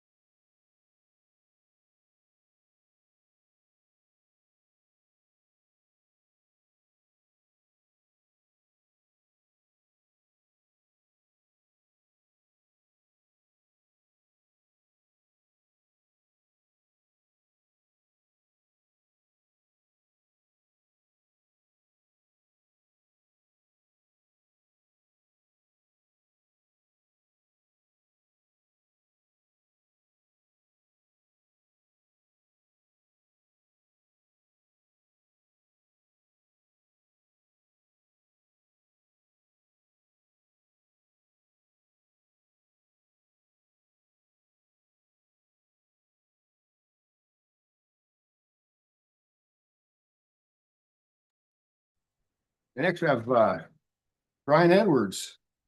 Consider releasing retaining retention funds held on behalf of the Grote House for the Park County Library project. Thanks, Mr. Chair. As you know, the Powell Library's been done and complete for a few months now, has been operating. Final completion, substantial completion. We've been through all that process. We're now in the warranty period. We came before you two other times to release 99% of the retainage funds held. And we, as you might recall, we held back roughly 10,000. It's $9,998. We held back because there were some HVAC control issues that they were working through. That has since been resolved by Groothouse. So anything that's contractual has all been completed. There's a few little warranty things, some with data ports and some things that Groothouse is working through, but that's all things that they're on top of it. They're obligated to do that through the warranty period, which should last through the rest of the year to get through that. So anyway, we don't see any reason to withhold the retainage any longer, that roughly $10,000 plus interest. So Groothouse has requested that we release that retainage, and we've checked with the architect and Jack, our HVAC mechanical engineer, and they're both good with us releasing that retainage. Great. Any Okay. questions for Ryan? No. Is that a motion then that you need? I would think so, yeah. And the balance you said is 10,000? Yeah, she said 9,998, but it's Is accrued interest. interest over the time. So I would say that plus So interest. just to release. Just the release any remaining retainage held is the Okay. best way to do No it. Yeah. specific amount. Mr. Chair, I move I was gonna to say, I think Mr. Bengal. release the remaining retainage fund on behalf of Groothouse for the Powell Library project. Second. Move to second to release the retainage to Groothouse from the Powell Library. Any further discussion? And then all those in favor signify by saying aye. Aye. Aye, any opposed? Motion carried. Thank you. That was an easy one. Hey, before you leave. Yeah. I just looked at this. It was on my desk, but it was there this morning, but it's a Wyoming statement of perpetual easement. Oh, these are those statements. So that's. I don't know. Anything. I usually get a copy of this too. Of the word. I'll check it out. Okay. Get back. Thank you. I don't know if it needs to be recorded here somewhere. If it's state easements, it should be recorded with the clerk's office, I don't think. Yeah, I just want to see what it is for it's I just started seeing that and all that, and I knew I didn't know anything about it. Either send it to the wrong person or what's it say on, read it to the commissioner? It's to the commissioner. They usually do send it, but I usually get a copy. Usually, I think we just. Does he need to sign it? It's something I just recorded. Yeah. I just don't want to pay If you record, you just send me a copy. I think Yeah, this they is sent County me Road, County Road 16. AUD. $15. I'd be happy to record it for them. I'm tired of these guys thinking they should get everything. We don't get anything free, Bet you do. not from them. Yeah. Who's that That's all from? that is. It's County Road down in Clark. It's these easements expire. Once we do these easements, we're working on all the state ones, we won't have to do it. So they'll be correct. Oh. Yeah, I thought it before that. Could you don't be a copy of this? Oh, what the below? Oh, sure. You want us to take them? Oh, actually. Take it out to someone else. But you got it. It's like, who's that doing? Cut down on you guys snacks and coffee. Take care, buddy. I mean, it's not like I need. You're doing. Andrew, you might as well get started.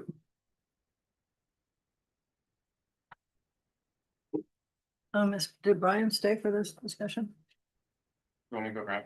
Yeah, you might, because it could affect more than just your department. Oh, yeah, you guys are the grantees, so that's why we have to record it for free.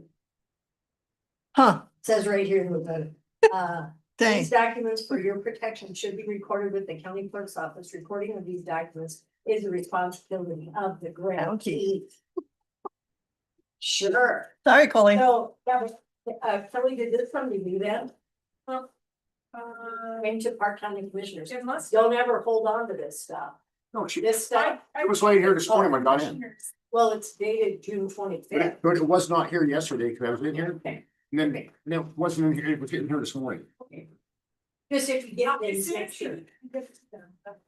But don't necessarily get it then checked with. This needs to be recorded with the clerk.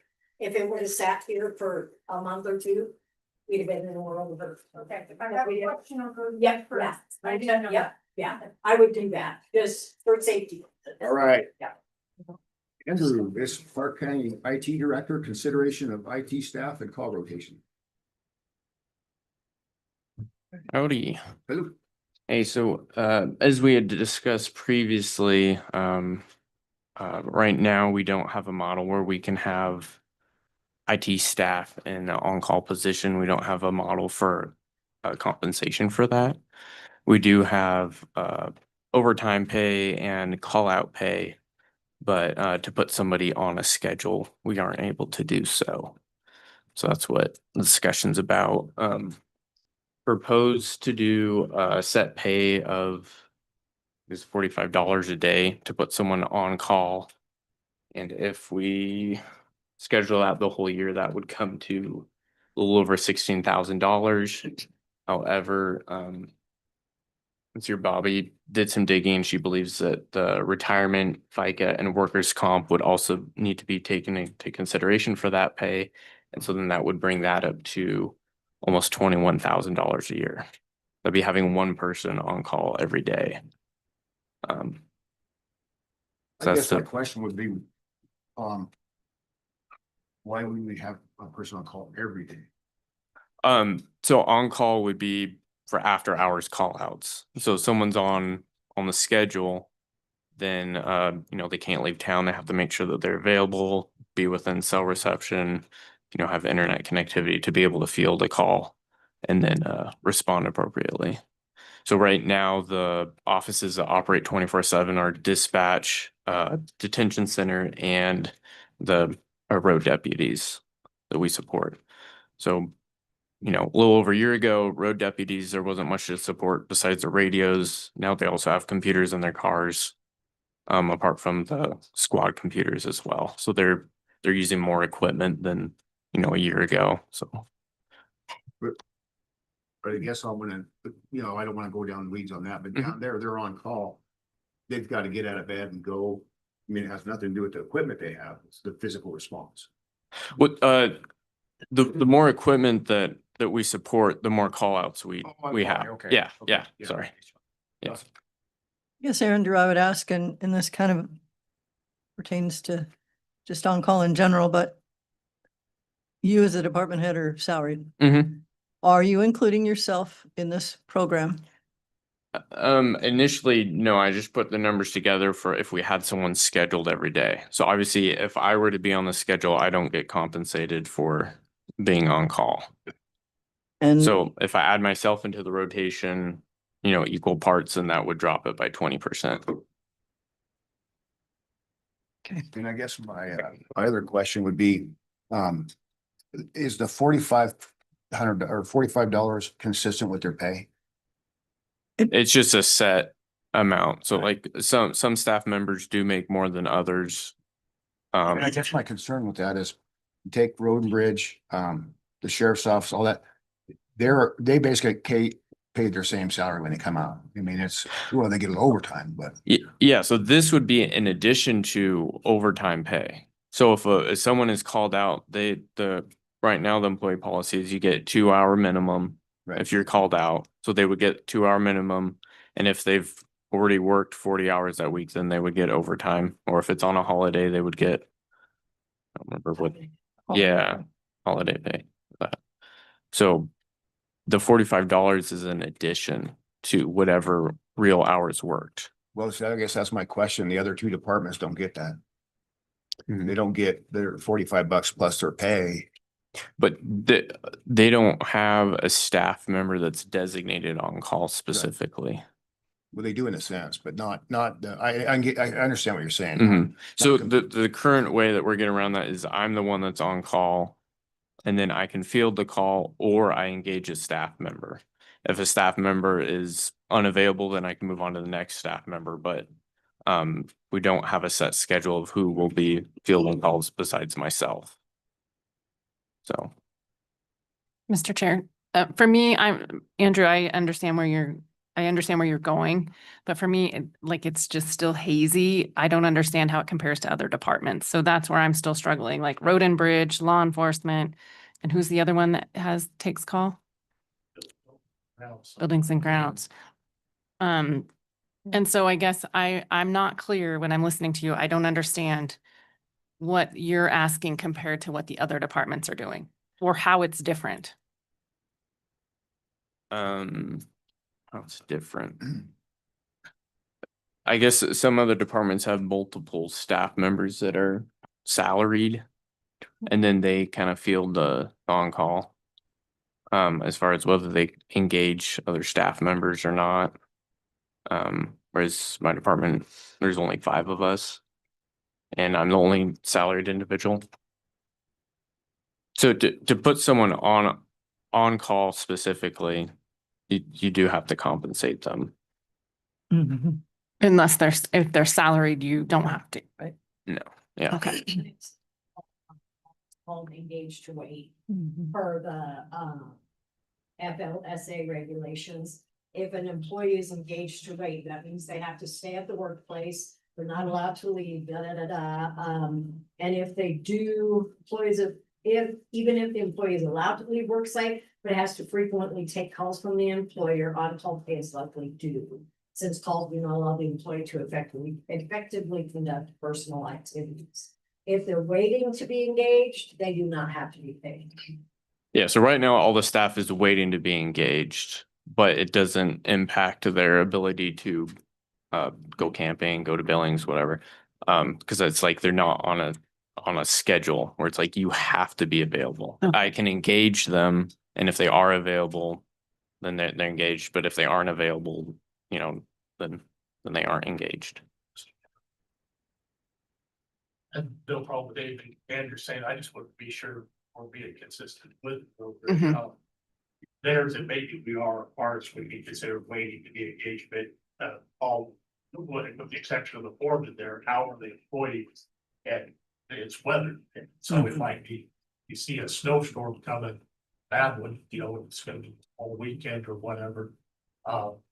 Everybody, they got CDLs, there's no drinking, they can't leave town. So I don't know if I see the difference, I guess. So there was a lawsuit years ago between, Incorporated West Hospital and the Wyoming Highway Patrol, where they lost a big suit because they were doing the same thing. But so what they did is they compensate them $3 a night when they go home.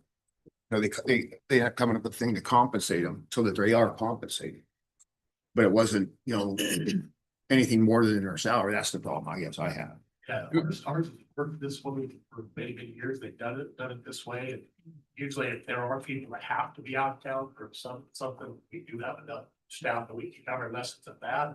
That where the guys were out 40-some days straight.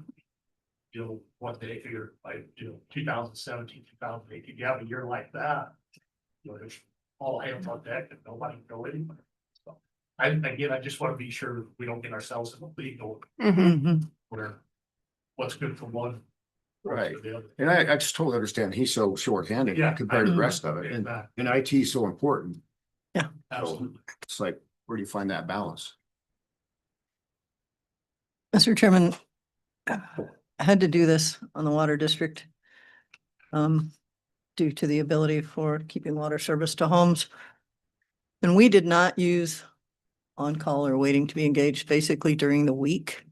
Most of the phone calls started with me when I could go down to my foreman. Everybody was hourly, could go down to my foreman or the other workers below that. On the weekends was a little different story. I didn't want to be on call 4 weekends a month, and I'm sure Andrew doesn't either. Understand that. To me, that's a little more detrimental because people do have a tendency to go camping and you can't lose your entire staff for the weekend and have Andrew do all of that. I'm more likely to look at weekend situations. I know that doesn't solve it for you completely, but I think that is a little more palatable budget-wise to the county to at least try the process for weekends and allow you to designate somebody Friday through Monday morning or something, depending on how you pay them. And that works and that gives you some break. I don't think people are as likely to be gone during the week, all of your staff during the evenings in the week, but weekends are tough, and I understand that, been there. But that to me would be it's still a hit to the budget a little bit, understood, they're changing their schedule because they may need to work, so I understand that, but I'm more inclined to lean toward the weekends being covered, on an on-call or a engaged to wait situation than I am every day of the year. I don't know, it's just a thought. But Mr. Chair, with that, but then there would still be the inconsistency with the other departments, right? Like it would be something unique to IT. So my thought process, Mr. Chairman, my thought process would be, so let's say, it would be like Road and Bridge. Andrew sends, everybody goes home at 5 o'clock, or I know there were 4 10s, but okay, so everybody goes home. And then, oh my gosh, we have something come up at 8 o'clock that night. And if Andrew can't come in, then he would call the next person and the next person until he found somebody. And I'm sorry if all 4 of them are gone, then it is Andrew's problem. Not that it's a problem, but then they would be given on-call pay.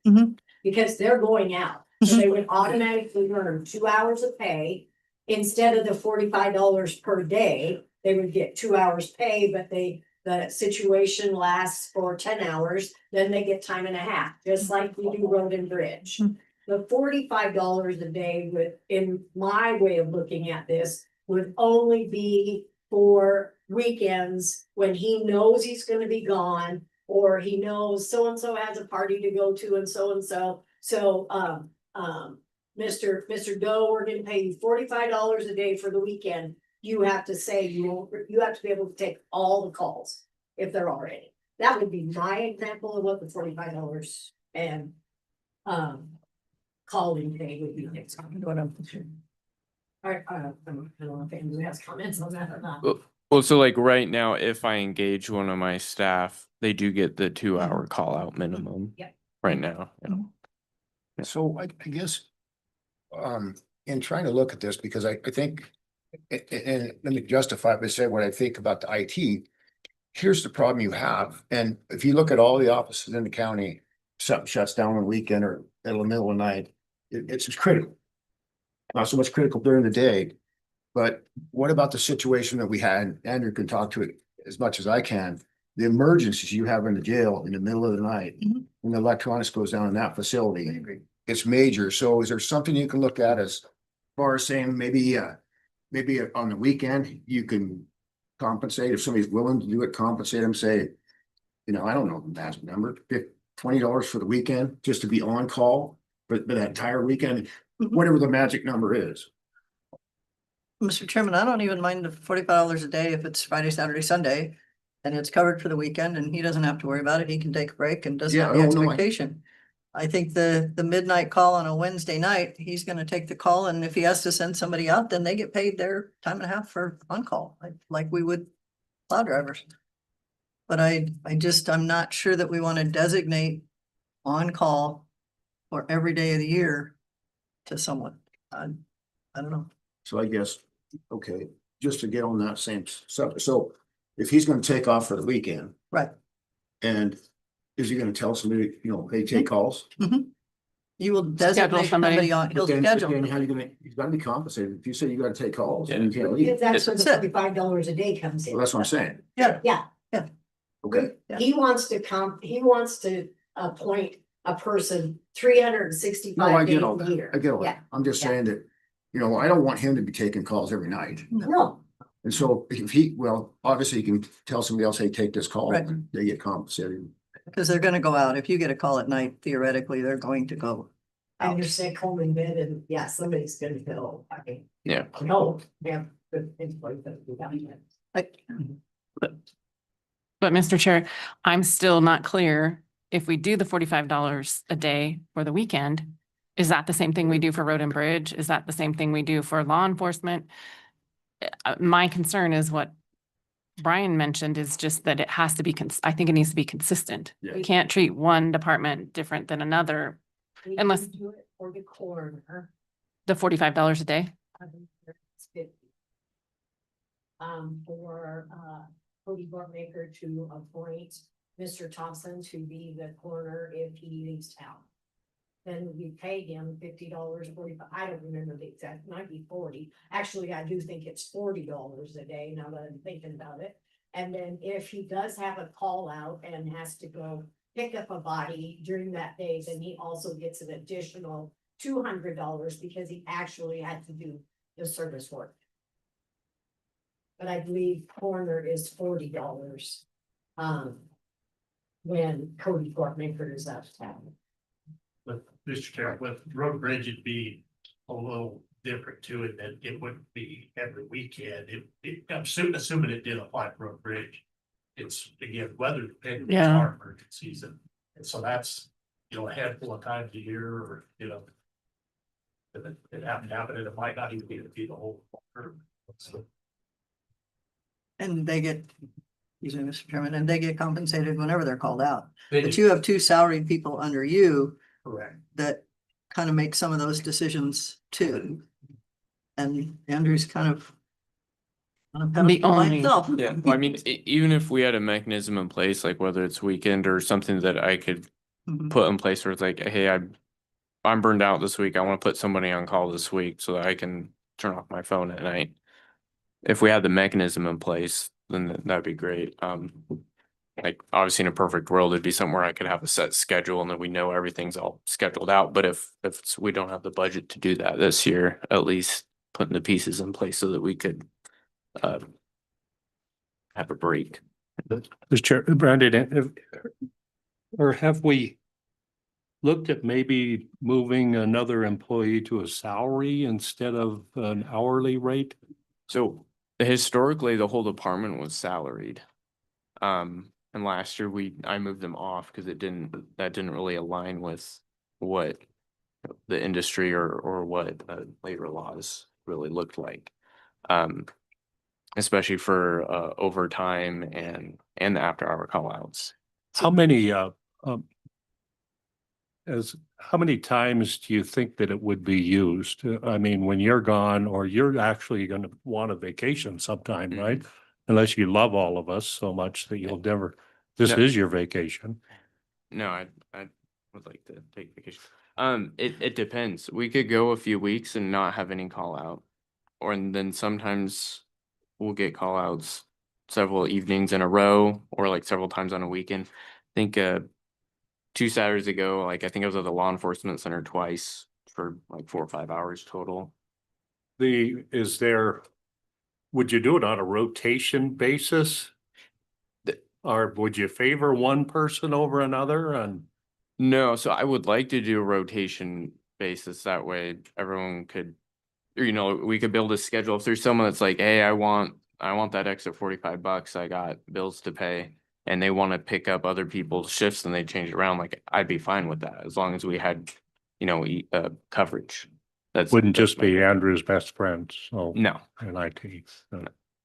They do that on the law enforcement center. They have like, somebody doesn't want to take a shift, or overtime, and people really need the money to pay for their house or whatever. So it happens all the time down there. The only thing I'd caution you on, is I run into it with down there, he can't put everybody's salary.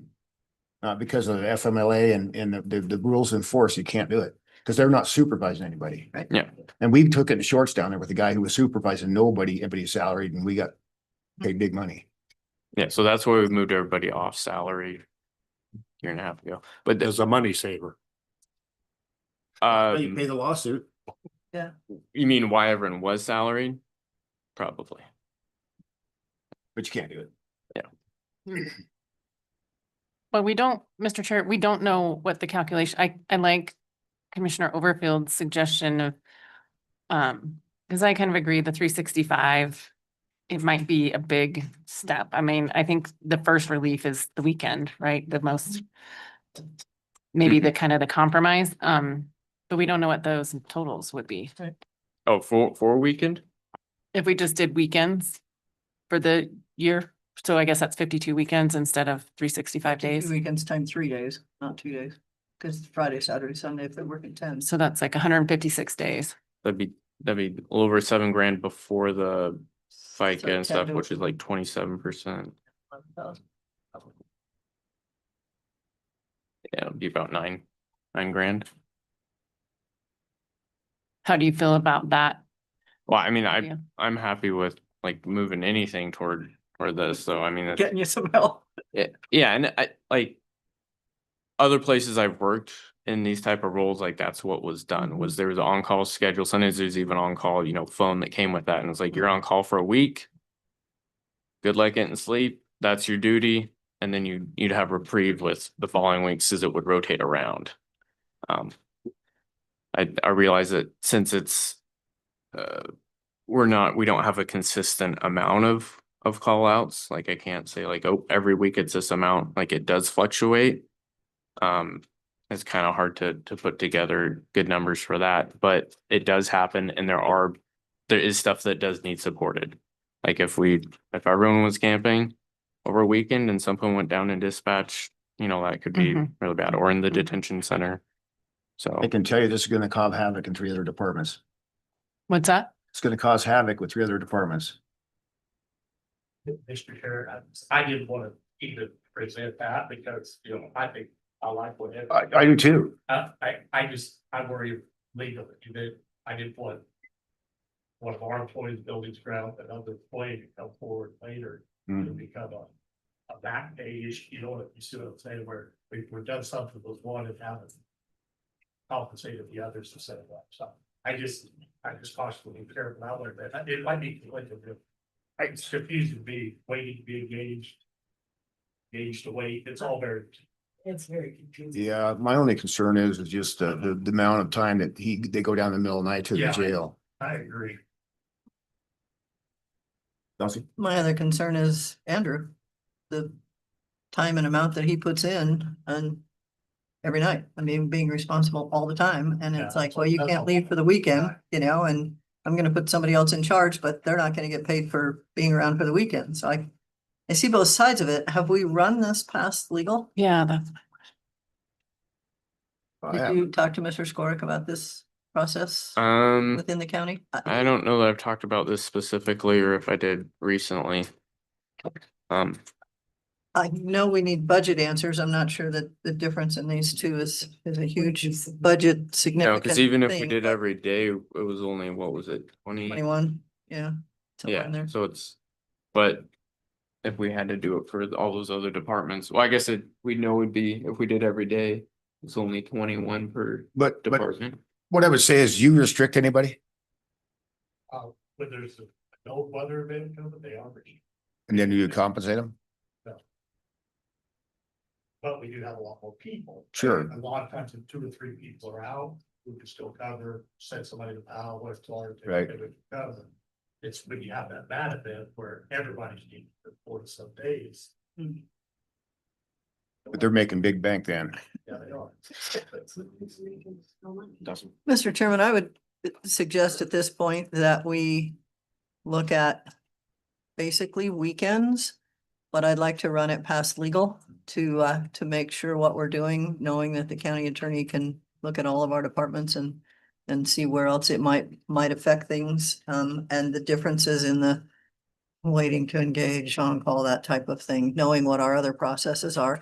And knowing that the coroner already has a situation like this on the county books, I think is worth looking at. So I don't know that I'm not comfortable making a full decision today, but I certainly understand what you're trying to deal with. Yeah, well, I appreciate the time. That's something we need to look at. Yeah, oh yeah, ASAP, yeah. In fact, we can, if you want to send an email to Brian, that he can get with Andrew and figure Yeah, I out what think the if you just- proposal is. Just giving the Reader's Digest version, what you want to do and what the other departments, and see if he thinks it's legal. Okay. Thank you. Appreciate it. Jeez. That's good. Well, it looks like that's all we need. Oh,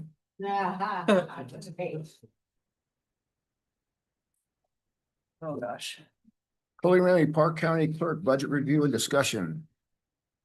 And Mr. Pomeisel. You want me to bring it up on the screen? Yeah. Not that I can see it, but.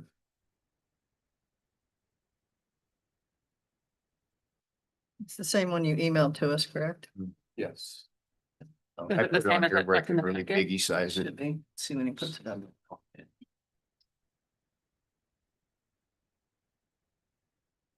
You bring your paper distribution. Steve, I can see this.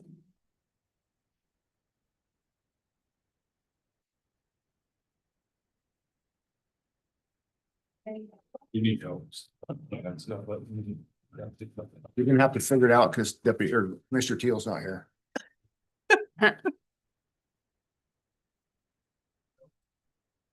That's why Andrew responds all the time. That's He's right. IT guy, and they always say, get out of the way.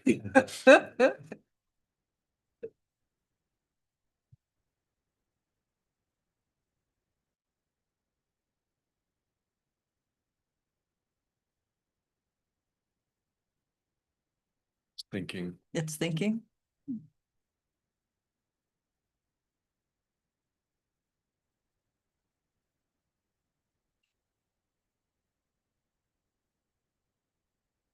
Start discussing if you. In here if you want. Whatever you want to do.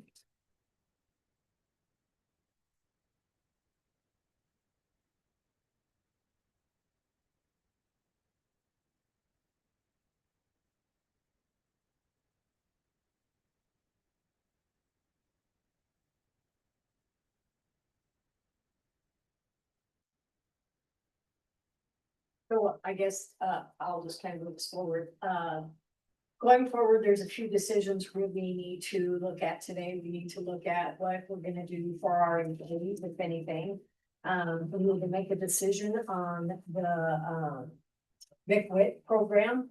Are we gonna cover the full amount or are we gonna have them released one employee? We already addressed the Wyoming retirement. This document will also show you that we have taken $500,000 out of our, health and wellness plan to one, cover the 7.2% increase that was presented and to give the general just a little bit of a push, hopefully maybe being able to give a COLA of some sort to our employees. So I think, Steve, did I kind of cover everything that we needed to have for discussion? Darcy?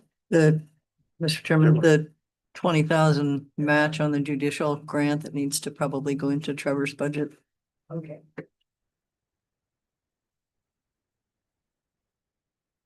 There's a grant we're requesting from the Supreme Court Judicial Branch that's put together some courtroom security stuff. The applications are due in August. It is a 10% match. And they're looking at about a $200,000 jobs.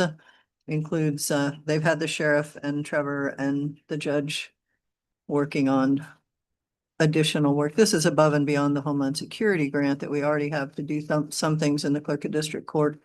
These are some additional items that the State Inspector for Courtroom Security suggested. So they're working through that.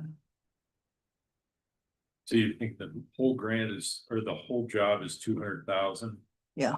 And then we need 20,000. Right. As a match. Right.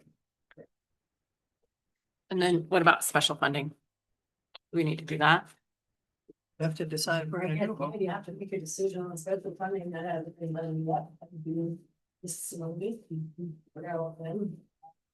They're in the budget right now, but you have not actually, you talked about the amounts you would, but have not made a final decision.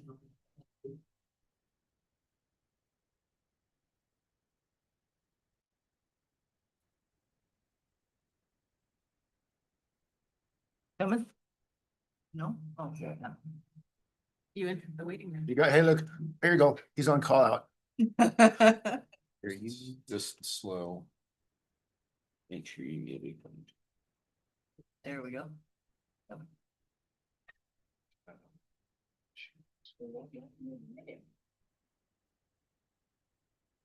Right?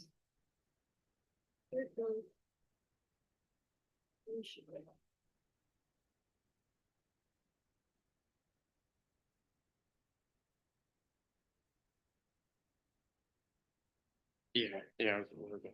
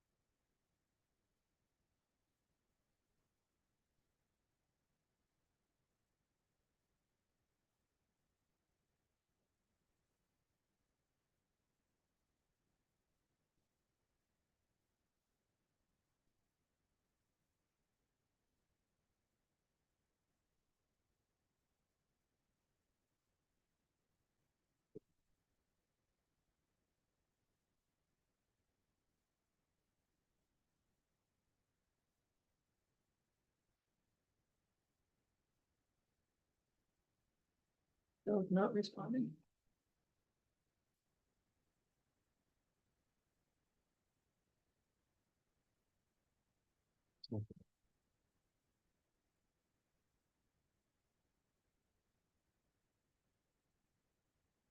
Okay.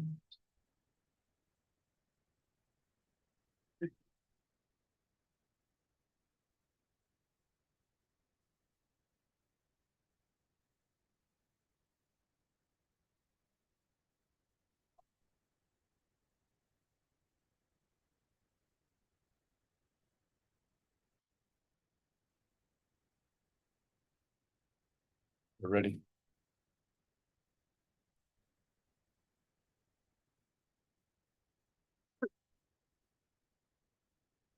Okay. At this point, we are about 593,000 to the good. And that does not include any wage increases.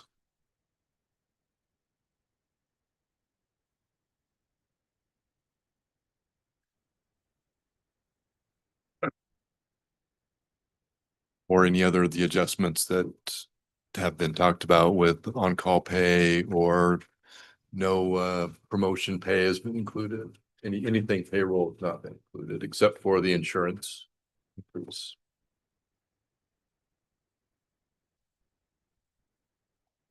Mr. Chair, as far as the PILT payments, when do those usually come in?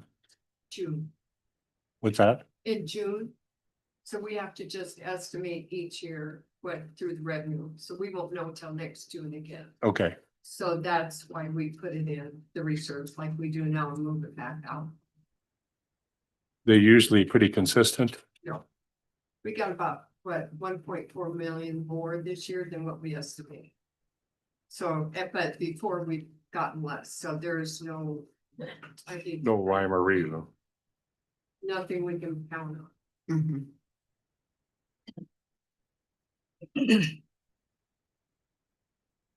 Mr. Chair. Yep.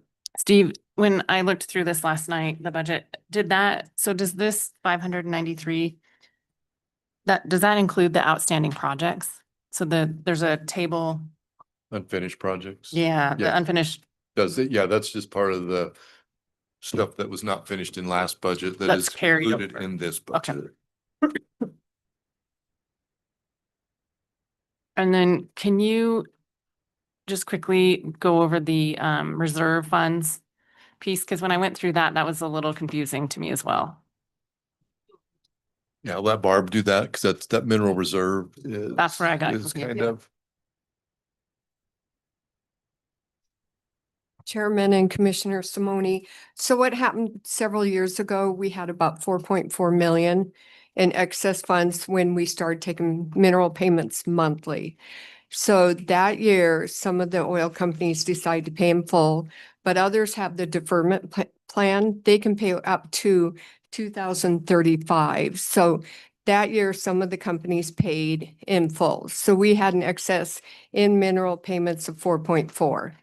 So you'll see that through the history, we've been using that to balance out the minerals each year. So now we're down to 2.4 is remaining in the mineral fund. And so we've been using that every year, Commissioner Simone, as part of those funds coming forward because we received a lump sum back in 22-23. it was basically I didn't follow that. Repayment. Sorry. It's super Yeah. confusing. I thought. It is. Okay, so, Basically, when they changed all the mineral, way they paid it out, a lot of companies basically paid us early. So we'll be missing some of those property taxes for the next, it was 14-year period. So we were unsure of what they were going to be. So we held that excess to make up for missing property taxes that were becoming short from the mineral side. And so it's went from 4.4 Sorry. down to 2.4. so I'm still confused because it shows 25, 26, 621, and then actual zero. The next, It so was- I'm not, It was actually held in the cash carryover number. So that 4 million actually did not stay in reserves. It's been in the cash carryover, but accounted for as kind of a. I'm not seeing the 4 million number that you're referencing. It went, okay. It's 22, 23. Yeah, you have to go back to 22-23, And then the next year we moved it into reserves. You can see that and it was 4.4, but it was in two separate numbers. So then we moved it back into general the following year because of the fact that we needed to we felt we were going to need it to balance our mineral taxes. So you'll see that if you go back through our mineral account, the mineral reserve. So then we moved, yeah. General revenues. So if you look at the actuals, Commissioner Simone, in the, I wish I would have brought my budget book up and I could show you where we're getting excess. So 23, 24, we had excess where we put it in. So we were short 1.9 million in the taxes that year based on minerals. 24, 25, when we moved the 4.4 into that fund, of course, then we had 213,000 over.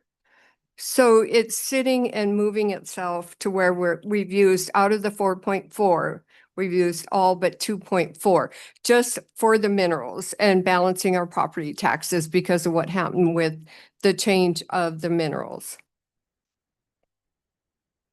And I have it all broken down downstairs. I apologize. I could have brought all that up, but I don't know if I can make it any more clear. In simple terms, we received an excess and we've been using that excess to cover shortfalls from that excess over the years. So, okay, so you're saying that several years ago, they were paying in monthly installments. Mm. And then they No. stopped doing that and then they No, stopped. other way around. So we used to get it twice, just like regular payments, May 10th and November 10th. Okay, that's how minerals used to come in. Then they decided to change it to monthly and going through the state of Wyoming. Doing that, they gave all these companies the benefit of a deferment of 16 months. They didn't have to pay anything. And then from there, they went forward paying monthly. But all those back taxes that they owed us, they have the opportunity to pay annually on those back taxes for 14 years.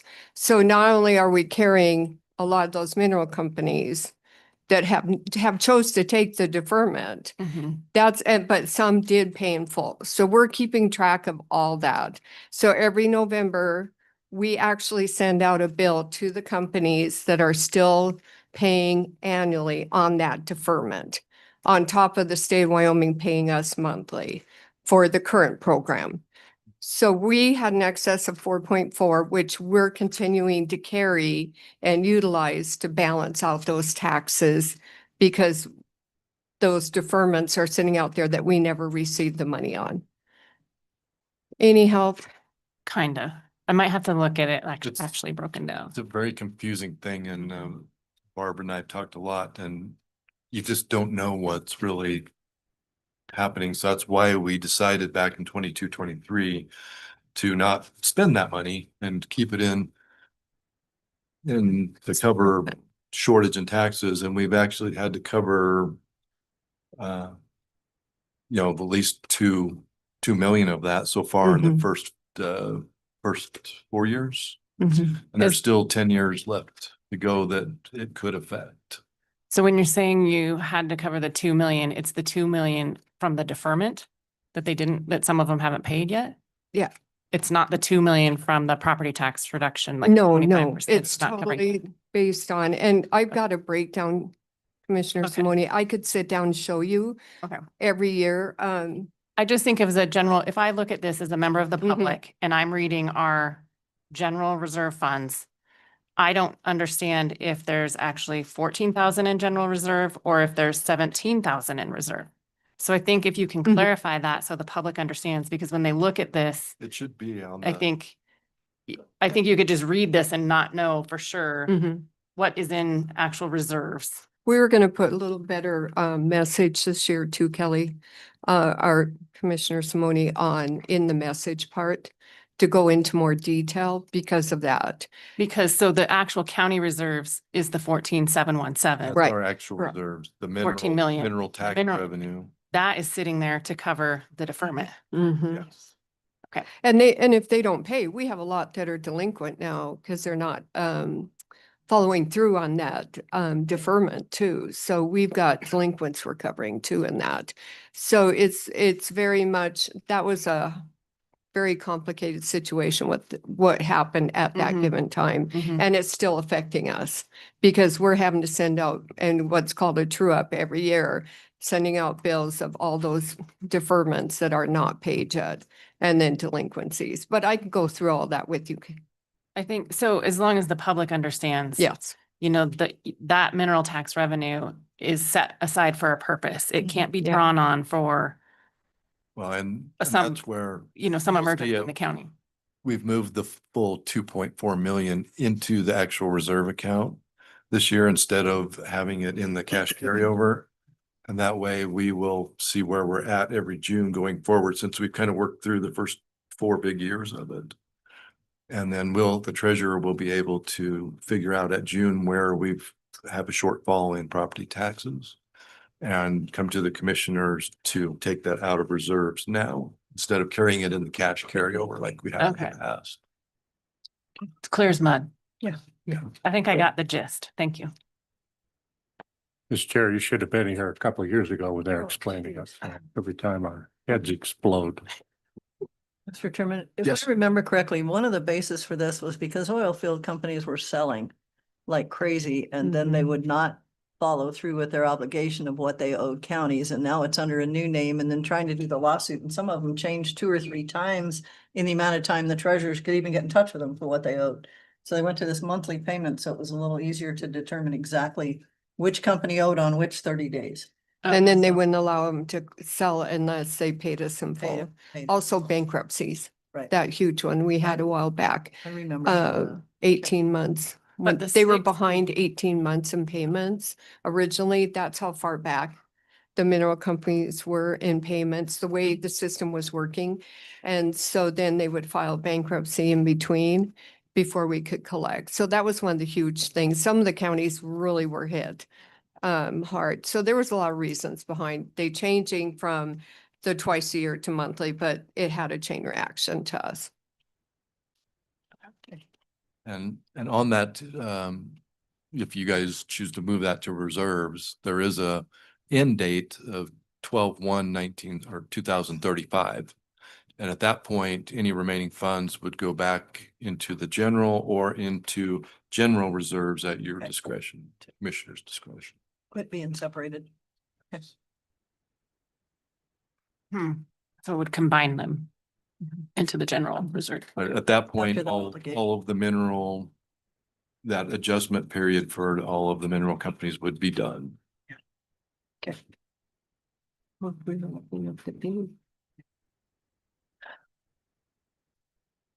Okay, Sorry. Mr. Chairman, I guess the clerk mentioned several things that we hadn't made decisions on, and I guess I'd start with Vic Witt. The victim witness program, we've been notified by the county attorney that the state is no longer reimbursing for the one position. The county paid one position and the state paid the other. And now they're backing out completely, even though they're the ones that started this program and kept saying it wouldn't cost the counties anything. But I'm not comfortable completely getting rid of the VIC program because I think it is important and I think it does do quite a bit for our citizens. I'd almost just looking at the one employee that we pay, I mean, that's the budget that we've had in the past, correct?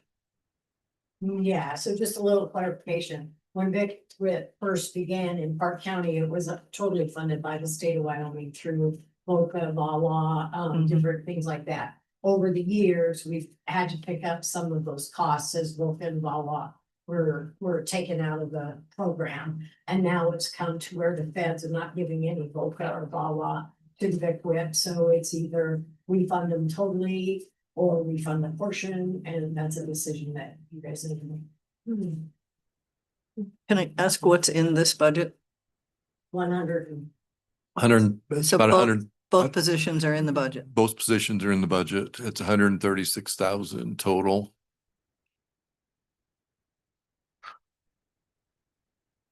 and Mr. Chair, Steve, if we did one, was it 70? If we just did one or? It would depend on which one. Which One part? is the lower of the two paid is about a total cost of 55,000 due to insurance. The other one has insurance, so it would be the difference between about 130 and the 55. There is there are some travel and other expenses involved with it. Okay. And I think, and I might be wrong, but I think that there may be an opportunity to, if the grant comes back, we could consider the grant again down the road potentially. But there's just no guarantee. Once they stop paying, they stop paying. My concern is that there's other things I could see get cut before that, but Miss Brian was here to tell us how busy they were, but I talked to him a little bit about it. But, that's a very important job. So they're both busy.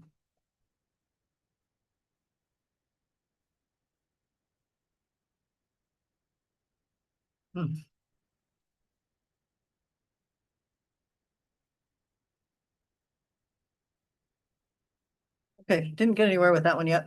Well, You want to look at special funding and get through that page? Where's that at? Well, 26 on the budget, but Well, you can run down. before we do that, can we look at if we do COLA, so then we have an idea of what we need to start or They can give us the numbers. that, because I think before we can just for me, before I could say yes to some of the This is all in there. funding requests, then I would need to know like what. I think I'd rather do that. You know, one of the things that always used to irritate me is boards years ago would say the employees can't come first, and then we always thought we did the budget, and then we didn't come first. Yeah. You can give it.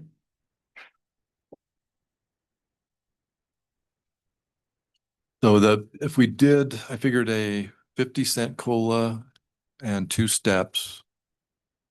For county employees, not counting solid waste, would be about 470,000. Now, I'm sorry, say it again. That was for what? County employees, not including solid waste. But what would that number, what was COLA and what person? 50 cents. 50 cent COLA and 2 steps. 2 steps, okay. And that would, the library would be just a little bit under 100,000 to, including them. Museum would be about 15,000. Added to the 470. Yes. Okay, so the library was how much? Just a little under 100. And museum was what? About 15. 15. Mr. Chair, just probably a dumb question, but 2 steps versus 1, help me with that part. The average step for the county is 29 cents an hour. Okay. So the 2 steps, as we've done in the past, you apply 2 steps to each employee, but the supervisor has the discretion on those steps. They could You give somebody 4 steps and somebody no steps. Yeah. Mm. So it's a opportunity to for merit. Okay. And also on the steps, you could hold, like I have 2 brand new employees, so I probably wouldn't give them steps right away. I would hold it till later on in the budget, and then I would have the money available. I'd be giving a little back because I'm not giving it to them for the full 365 days, but the department head or elected official can make that call too. So it's a little different than school districts when Yeah. you move a step if you've been so many years or so much education. Okay. County does not do that. Okay. And the COLA is nice because everybody gets the same amount. You know, because there's a discrepancy in the steps with hire between an attorney and a custodian. Just resets the whole wage schedule. Yeah. Question, Mr. Chairman? We had received some info from the sheriff's office with some promotions due. And also a couple other thought processes. Can you say what's been included in here so far? Nothing. So even the promotional stuff is not included? No. If they're changing levels? No. Do we know what that total was? 20,500. 40,000? 20,500.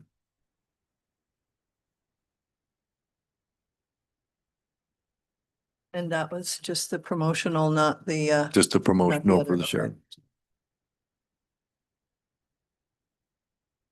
That's where they're doing that. You know, they reached their deputy 2 Right, status, so that would. right. They automatically move on their anniversary day to deputy 2. Right, if they qualified for another Mhm. position. Did we get the position that IT was talking about, that they have 1 person qualified? Did we get that included in here yet? He was. No, it's about $2,500.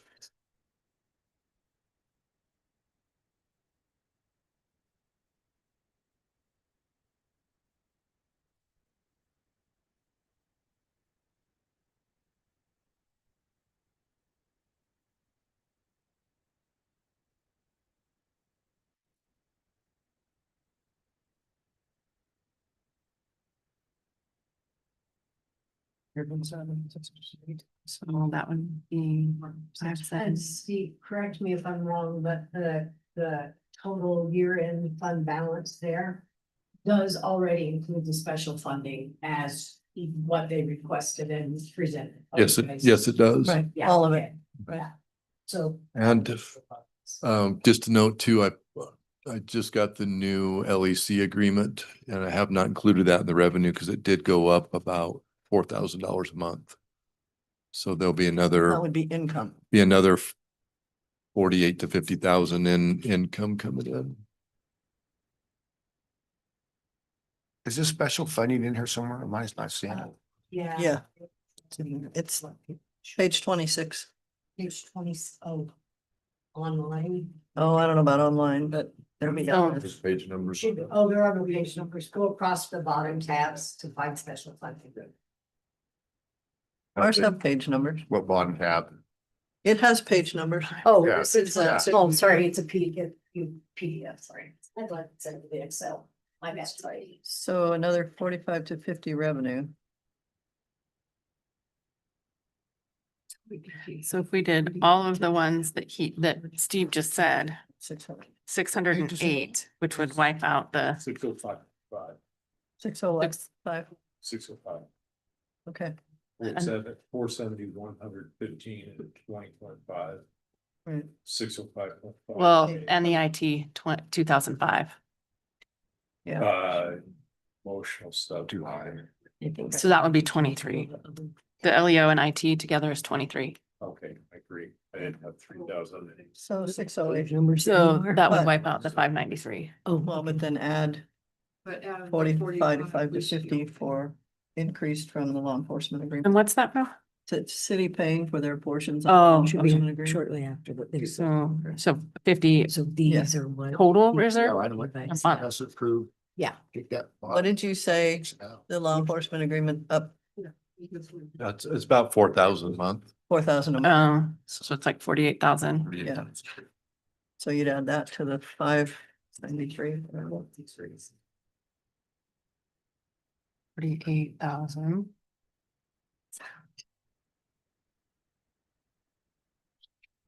$641.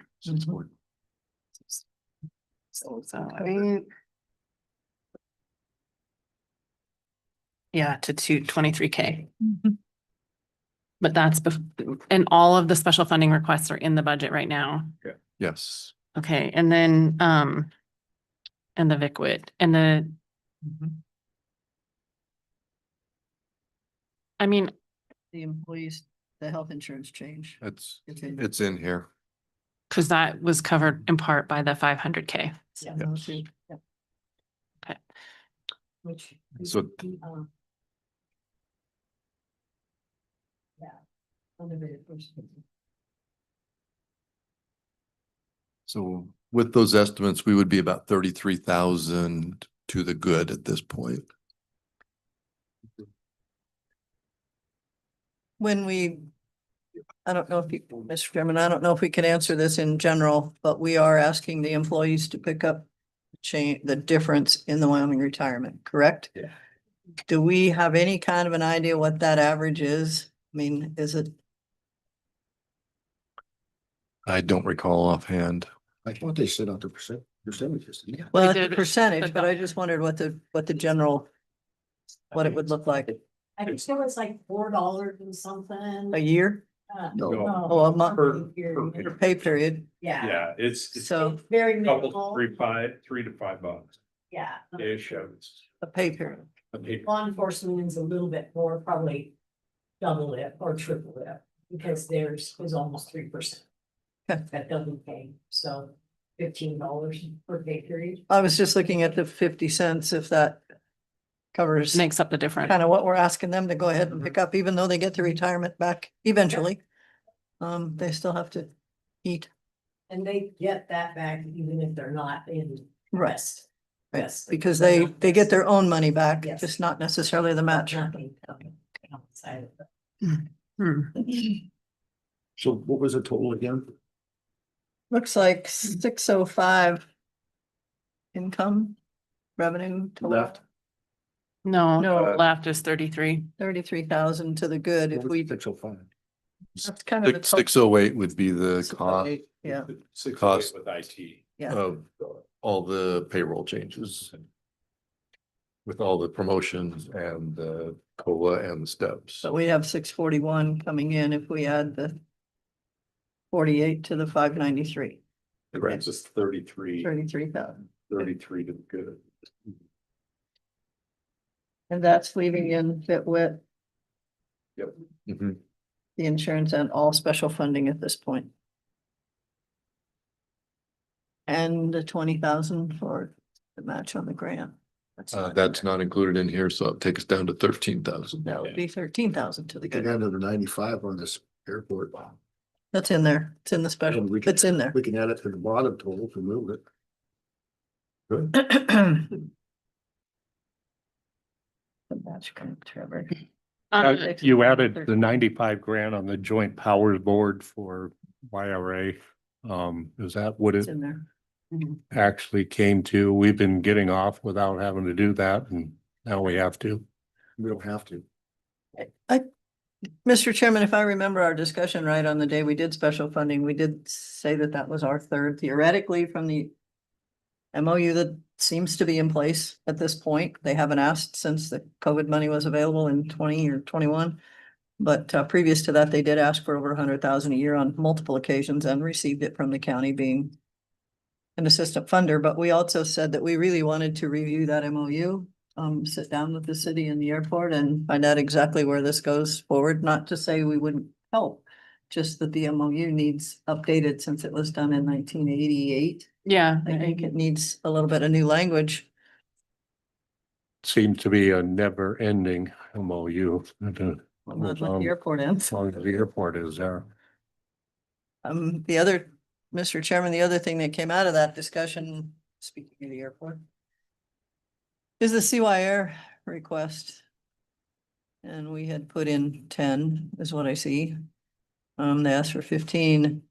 But I think Commissioner Simone had a good idea and the city of Cody kind of had a good idea that that money doesn't necessarily need to be spent unless the MRG needs to be met.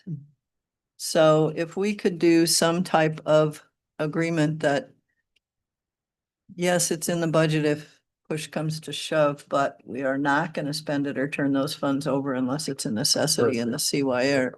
But we need to do some kind of an agreement or a resolution that would control that, I guess. And that, Mr. Chair, I sent out the email that I don't know if it was over the weekend, so I don't know if everybody saw it, but it's kind of what the city of Cody that's what they're proposing, and it's kind of like a contingency. So if you don't meet the MRGs, then the 15,000 gets spent. But if you meet part of the MRGs, it's kind of proportionate. So we may not be on the hook for, it could be $0, it could be 5,000, or it could be 15,000, but it caps at 15. Anne's got something to say. Mr. Chairman, so what if the commissioners held that in the budget, and then if needed, it comes through as a voucher, and then you have the opportunity to approve or disapprove that voucher at that time? That's kind of what I think we're thinking. Yeah. You know, along That's the lines what- of, because it's to cover those MRG, some of the stuff. It's not just here, 95,000, we'll spend it. Right, it's not. No, this is the 50. It's not, CYR. right, it's not just giving CYR the 15 carte blanche, it's that So they have to the come, 95 is going to be carte blanche? the 95 is to the airport.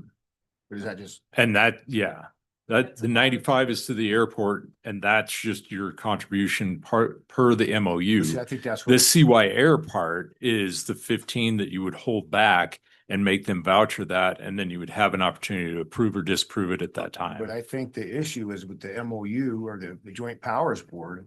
If you look it down through there, it doesn't just cover everything. Right. It's two separate Two MOUs. separate Yeah, I know. entities and two separate. I reviews. understand all that, but I'm saying the airport board one is the one from 85 or Right. whatever. We need to update it. And it's got stuff in there that it doesn't say you just give them the money. I mean, it has things that they can use it for different things. Right, and the 95,000 that they're asking for is the 1/3 of a project that is going on right now that they need to fund. That is And eligible. that they cannot use their ARPA. ARPA funding. I don't think that's for project. I think that's for operations, right? No, No, no, I thought it no. was some $1,000 project. Yeah, they did. That's Well, they what listed they do. two or three things. Yeah, Yeah. that they had to complete it. Yeah, I don't remember that, but. But no, you're right. I mean, we're not in the operations mode. This is projects and infrastructure. that they need to upgrade. And they're supposed to bring that to us according to the MOU. And split kind of thirds, airport, city and county. And if I remember right in the past, I think the airport always got half and half and never considered themselves as a third. In that conversation that went on. They that never way, got and millions of now- ARPA money into the reserve either. Uh-huh. They never put millions of money in the ARPA reserves. And that's why now they're asking because they don't want to. No, they still have 18, 17, 18 million Look at in the 90 ARPA reserves, but they can't use it for this. No, but you know what? Okay, but you know what There's they certain did? things they can't use it for. What they did is they took the ARPA money and used it on all their stuff around the airport and then just cashed up their other money rather than spending their own money. No, if you look at their budget online, I don't believe that's the way it flowed, but But we don't need to get hung up on this. I Yeah. mean, we can move on. I mean, I You're right, understand what you're saying, but I do know they still have a lot in reserves, but all of that funding is specified for certain, just like we couldn't use our ARPA for just anything. We couldn't use it for raises or any of that. It's all. you're missing the boat. It's a shell game. Oh, they're doing the shell game. Well, Yeah. that I don't know. Yeah, that they could be. I have no idea. Mr. Chairman, Mhm. I think maybe your concerns could be addressed if we do go through a revision of the MOU where, if the commissioner or future board, whatever, however soon you get done with or get to revisiting the MOU, you could put in the MOU restrictions on what the county's money is going to be used for. I think, and That's why I say. and there's either an agreement to that or there isn't an agreement to that. But I think the MOU is the key to future funding and getting that MOU, a new MOU in place.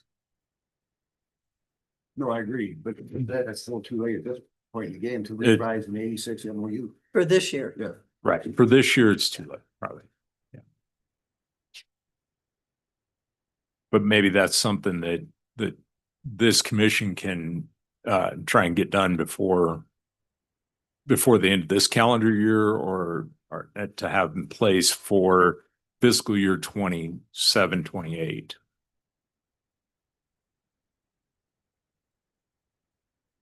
Well, and I also agree with hands on the hold the CYR funding on a need basis when we know what's needed, rather than just committing it and sending it to them. I mean, I know they want to build up their account so that they don't have to keep asking, but I think I'd rather keep it in the county account until they need it. I think it makes more sense for us. But Not to throw a wrench in this, but Mhm. we asked over a year ago just for legal to review the Joint Powers Board agreement. join the airport. The one with YRA. Mhm. But there's nothing in the language that compels us to provide funding unless the county deems it appropriate from time to time. That's in paragraph 2 of the Joint Powers Board agreement. Also, under capital improvements and equipment purchases, it requires the approval of the county and is only foreseen as happening from time to time. So I think to Commissioner Stewart's point, I don't know, I think we need clarification, and maybe we don't need clarification because we have it, but I don't think we are legally compelled to provide funding. It's just whether or not we want to this year and we think that this is a time, from time to time, that it needs to happen to help them.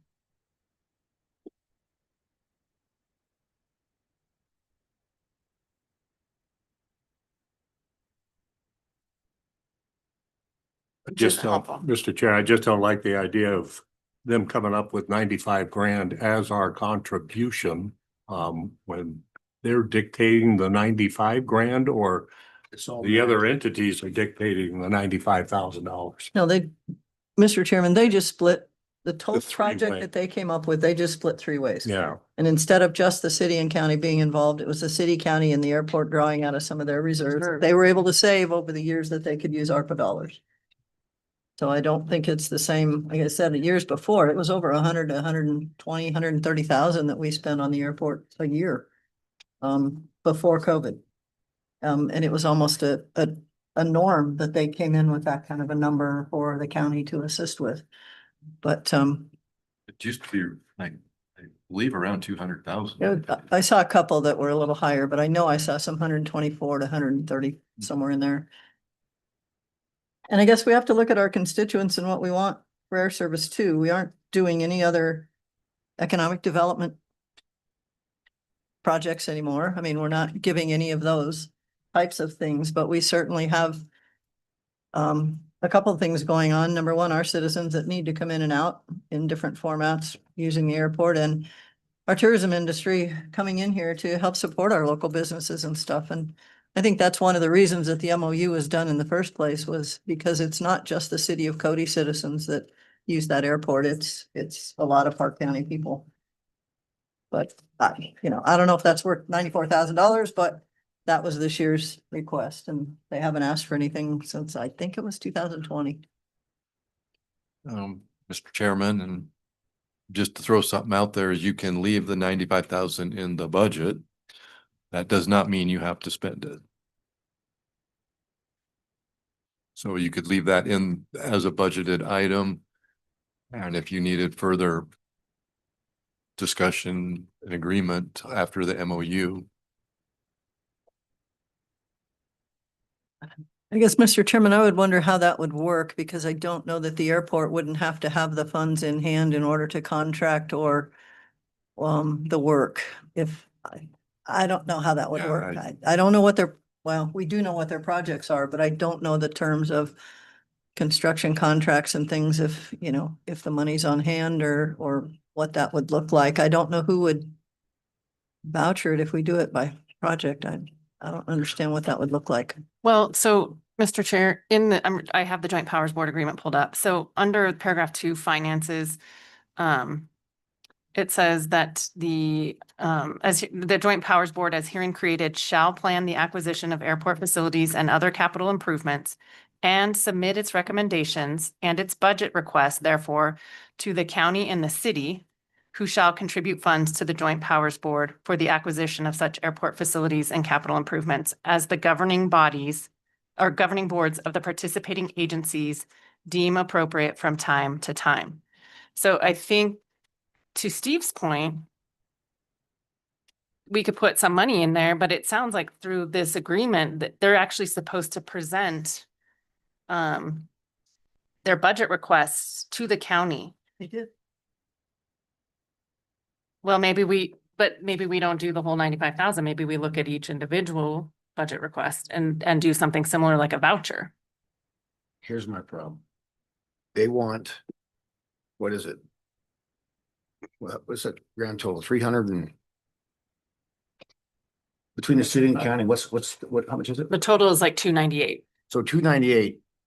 And one of their projects is a $2.89 million garage or car wash for the rental cars. What's that? Their expenses, revenue. 2.837500 for a car wash. They already did. What did you say? There's a 2.837. Oh, that's what they already did. That AIP is that was part of the CARES funding. Oh, okay. Some of it. The AIP is the grant. They said that the AIP was a grant and you could only spend it on certain things. So that's from that was covered by, they're showing us what they've done so far. Where's the? They showed us what budget cuts they've made. What's the request? Their shortfall's 283,106. 2.8, I mean, whatever, not a problem. Okay. So the total shortfall is 283,106. Shortfall to what? What are the projects that That they're gonna do? So we're looking at 285 grand for something. Right, that's what I'm saying. What is it that they have to?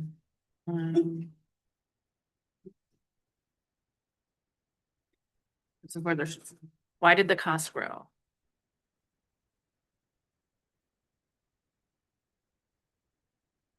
It's not really saying.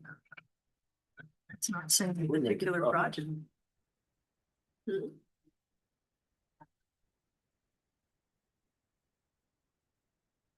know. It's what we feel for that. Sufficient.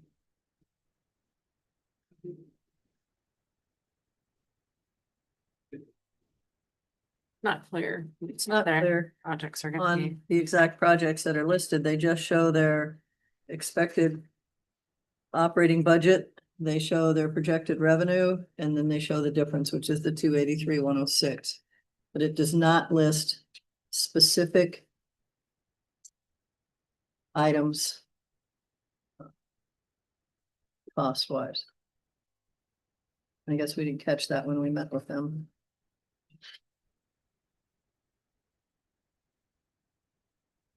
Because in that case, it is an overall budget shortfall, and that includes operations, not just infrastructure projects.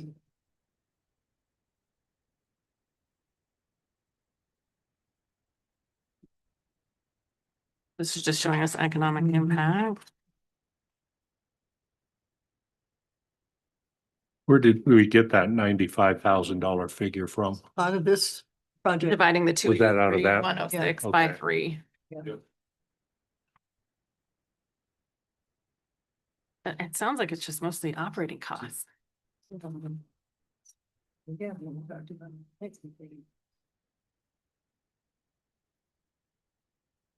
So if we, Mr. Chair, if we approve the COLAs in the two-step and we go with the special event funding and all the other numbers, are we looking at a shortfall or are we somewhat breaking even? We will, We'll have like $3,000. there's about $13,000. And that's, I mean, it's an estimate, the COLA and the two, when we get specific and I actually put actual for each individual, it could go up 5,000, it could go down 5,000 from that. So we're close to a balance then. Yeah. And that's with the contribution from the insurance fund as well. Yes. How many times can we go into that insurance fund? Is Has this a been- one-time thing or? Has not been done in the 11 years I've been here. Okay. Oh, yeah, we did. You. We did prove that. Yes, we have. We've taken out of the insurance fund. It might have been the right before you started, that first year, I believe. Something's. Yeah, yeah. But it has been a long time since we've taken out the insurance fund. There's about 2.5 million in there before you take the 500 out.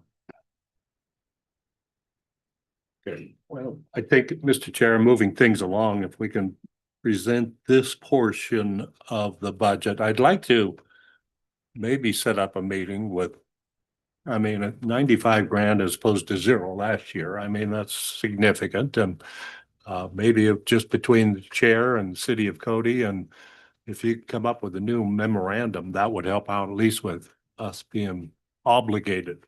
That's what I don't like, the point of being obligated. And an MOU from somebody who made that MOU long before I was elected In 1981. in nineteen Been here 81. that long? And I think that we do have to contribute to the employees, not only because I think we've done good. I think that the staff and the department heads have done well in getting the right employees, and the retention of them is certainly important, especially nowadays with so many people trying to poach from the county, try to get employees. We train them and off they go. So in getting the retention going, I think that whatever we can do to help out with the salaries, I think is important. I know we're worried about less income coming in after November or whenever that kicks in, but I don't, for now, I think we've done a pretty good job of balancing things. So I'd like to see this budget that was presented to us, maybe to move forward with the two steps in the COLA. I'm not asking for a raise. Mr. Chairman, I would agree. As long as we know, number one, we're coming out in the positive right now, but with the caveat that we do those two things. We review and hold CYR, and we review and update the MOU with YRA. And we can hold it until that time. I don't have a problem. with that. Till July Well, 21st or whatever, 20th. no, I don't think we can get it done that fast. Well, I But, think we hold it. I we think we hold it. hold it and tell them, look, we got this money sitting here, but the first thing that's gonna happen before we get the money, this MOU to get rid of it. it can be in, it can sit there. Oh. And then, so you would have it in the budget, but then they would have to go back and update the MOU. Okay. It'd be in the budget, but it's payable at your discretion versus just paying them like we do the other special fund. I would rather us collect the interest on 95 grand than them. Well, I don't even care about the interest much as I care about, I want to see this thing's fixed if they're gonna get their money. And what about Vic Witt? Well, for me, I'm leaning towards just keeping the one and trying for the grant again next year. With the state office? Steve, are both of those in there right now? Yes, they are. It's not really a grant. They just flat have been paying it for years. It's not Well, it's something we applied for. Yeah, it is. Yeah, Vic I don't Witt think applies so. for it. No, it's a WIT applies for it. Yes, that's how it was always Yes. done. But the state has- Grant funded positions. Okay, And then the feds started Okay. depleting the dollars. through So then BOCC, that okay, Spread the dollars out over 23 counties more. okay. And so, and then it just came to where eventually the county picked up this little bit. I think the first thing we picked up was the Wyoming retirement, and then we picked up something else, and now all of that, funding. That's a pretty, As of today. it's like a are gone. 16-page grant. Whether they'll be available next year, it's the federal government. We have no way of knowing. Mr. Chair, my concern is hampering a new county attorney with taking away one of maybe the tools that he or she may have. I think that we're going to go through a transition phase with a new county attorney, and I don't want to put a big roadblock in his or her way. This is gonna be a hitter. Your prediction. You don't know about write-ins, so. So I think that if we stick with the two and then go to a review, definitely during next year and with the new county attorney to see if one would be even feasible for a possibility, or would we lose a lot of services? I know it's an important service. Well, and- it's really in a service you can't lose. yeah, you can't really lose it. I mean, you could lose one, but you could have. Yeah, well, maybe we can lose one. He said he's good either way. Yeah. Well, he'd prefer to, but he knows one, There and might be a little travel involved. yes, mileage and. But, well, if we can go to one, Well, I think that what he was talking about with a new person coming in and traveling and training and, that those two people are busy, Mhm. but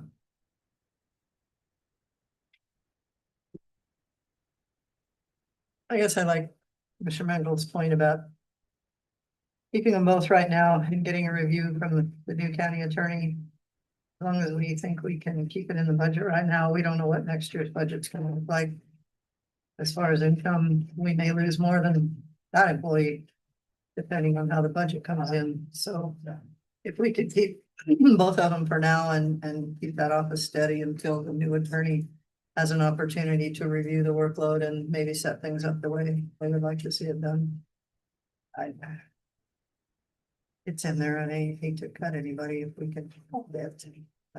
My concern is that it was grant funded before though, and now we're picking up something potentially to sustain something that's no longer grant funded. And so, but I think there will be an opportunity in my conversations with Brian to apply for the grant again going forward. But if we don't have the grant, we're putting something in the budget that we don't have a grant for anymore. So, But we have, I mean, I guess my concern is that we have the budget, we can balance. but we're the budget. cutting it to like We can 13,000. balance it. If they don't get the grant next year, we get rid of that one person. So are you comfortable with just a $13,000 cushion? That's all we have. That's, It's not a cushion, it'll just go into reserves. We Yeah. already go into the zero balance. okay, so, Yep, it'll just be moved to reserves if you don't spend it.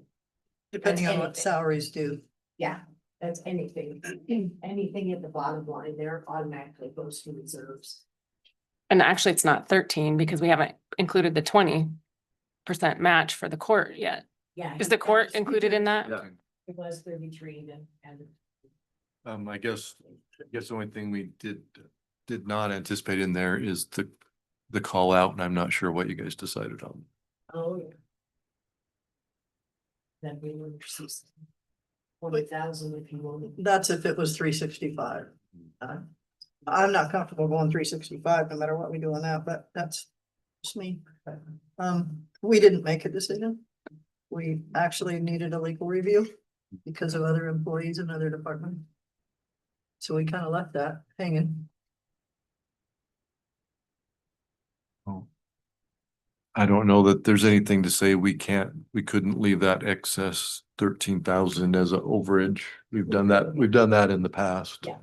That would cover an on-call position.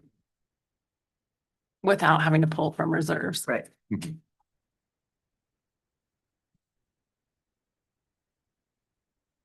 And that leaves all of the special funding requests in, as is up there. Okay. On the decisions that we made on that day. Okay.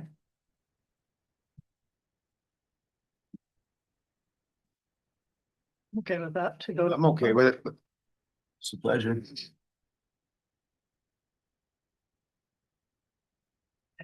Is. So, Mr. Chairman, are you looking for a motion to move forward with the budget as discussed I today? don't know, do we that or just do we have approve to it? have one? No. We're not approving the budget. We're No, just saying this is the budget going forward for public. Yeah. Probably safer just do one. So I will include everything that we talked about and resend out for your review. And then it will be for your approval on the 21st meeting. Yes. After the public hearing. Yeah, and presented for the public meeting on the 20th in the form with the changes. Okay. And if you decide to change something on the 20th before, we can make that happen. So Yeah, we don't need to do I anything. don't think we need a motion. No. No, Just Steve will get us. just to adjourn. You might be a little closer Move to adjourn. Second. and move to second to adjourn. All those in favor signify by saying aye. Aye. Motion carried. Hey, Kelly. Thank you all very much. Thanks, everybody.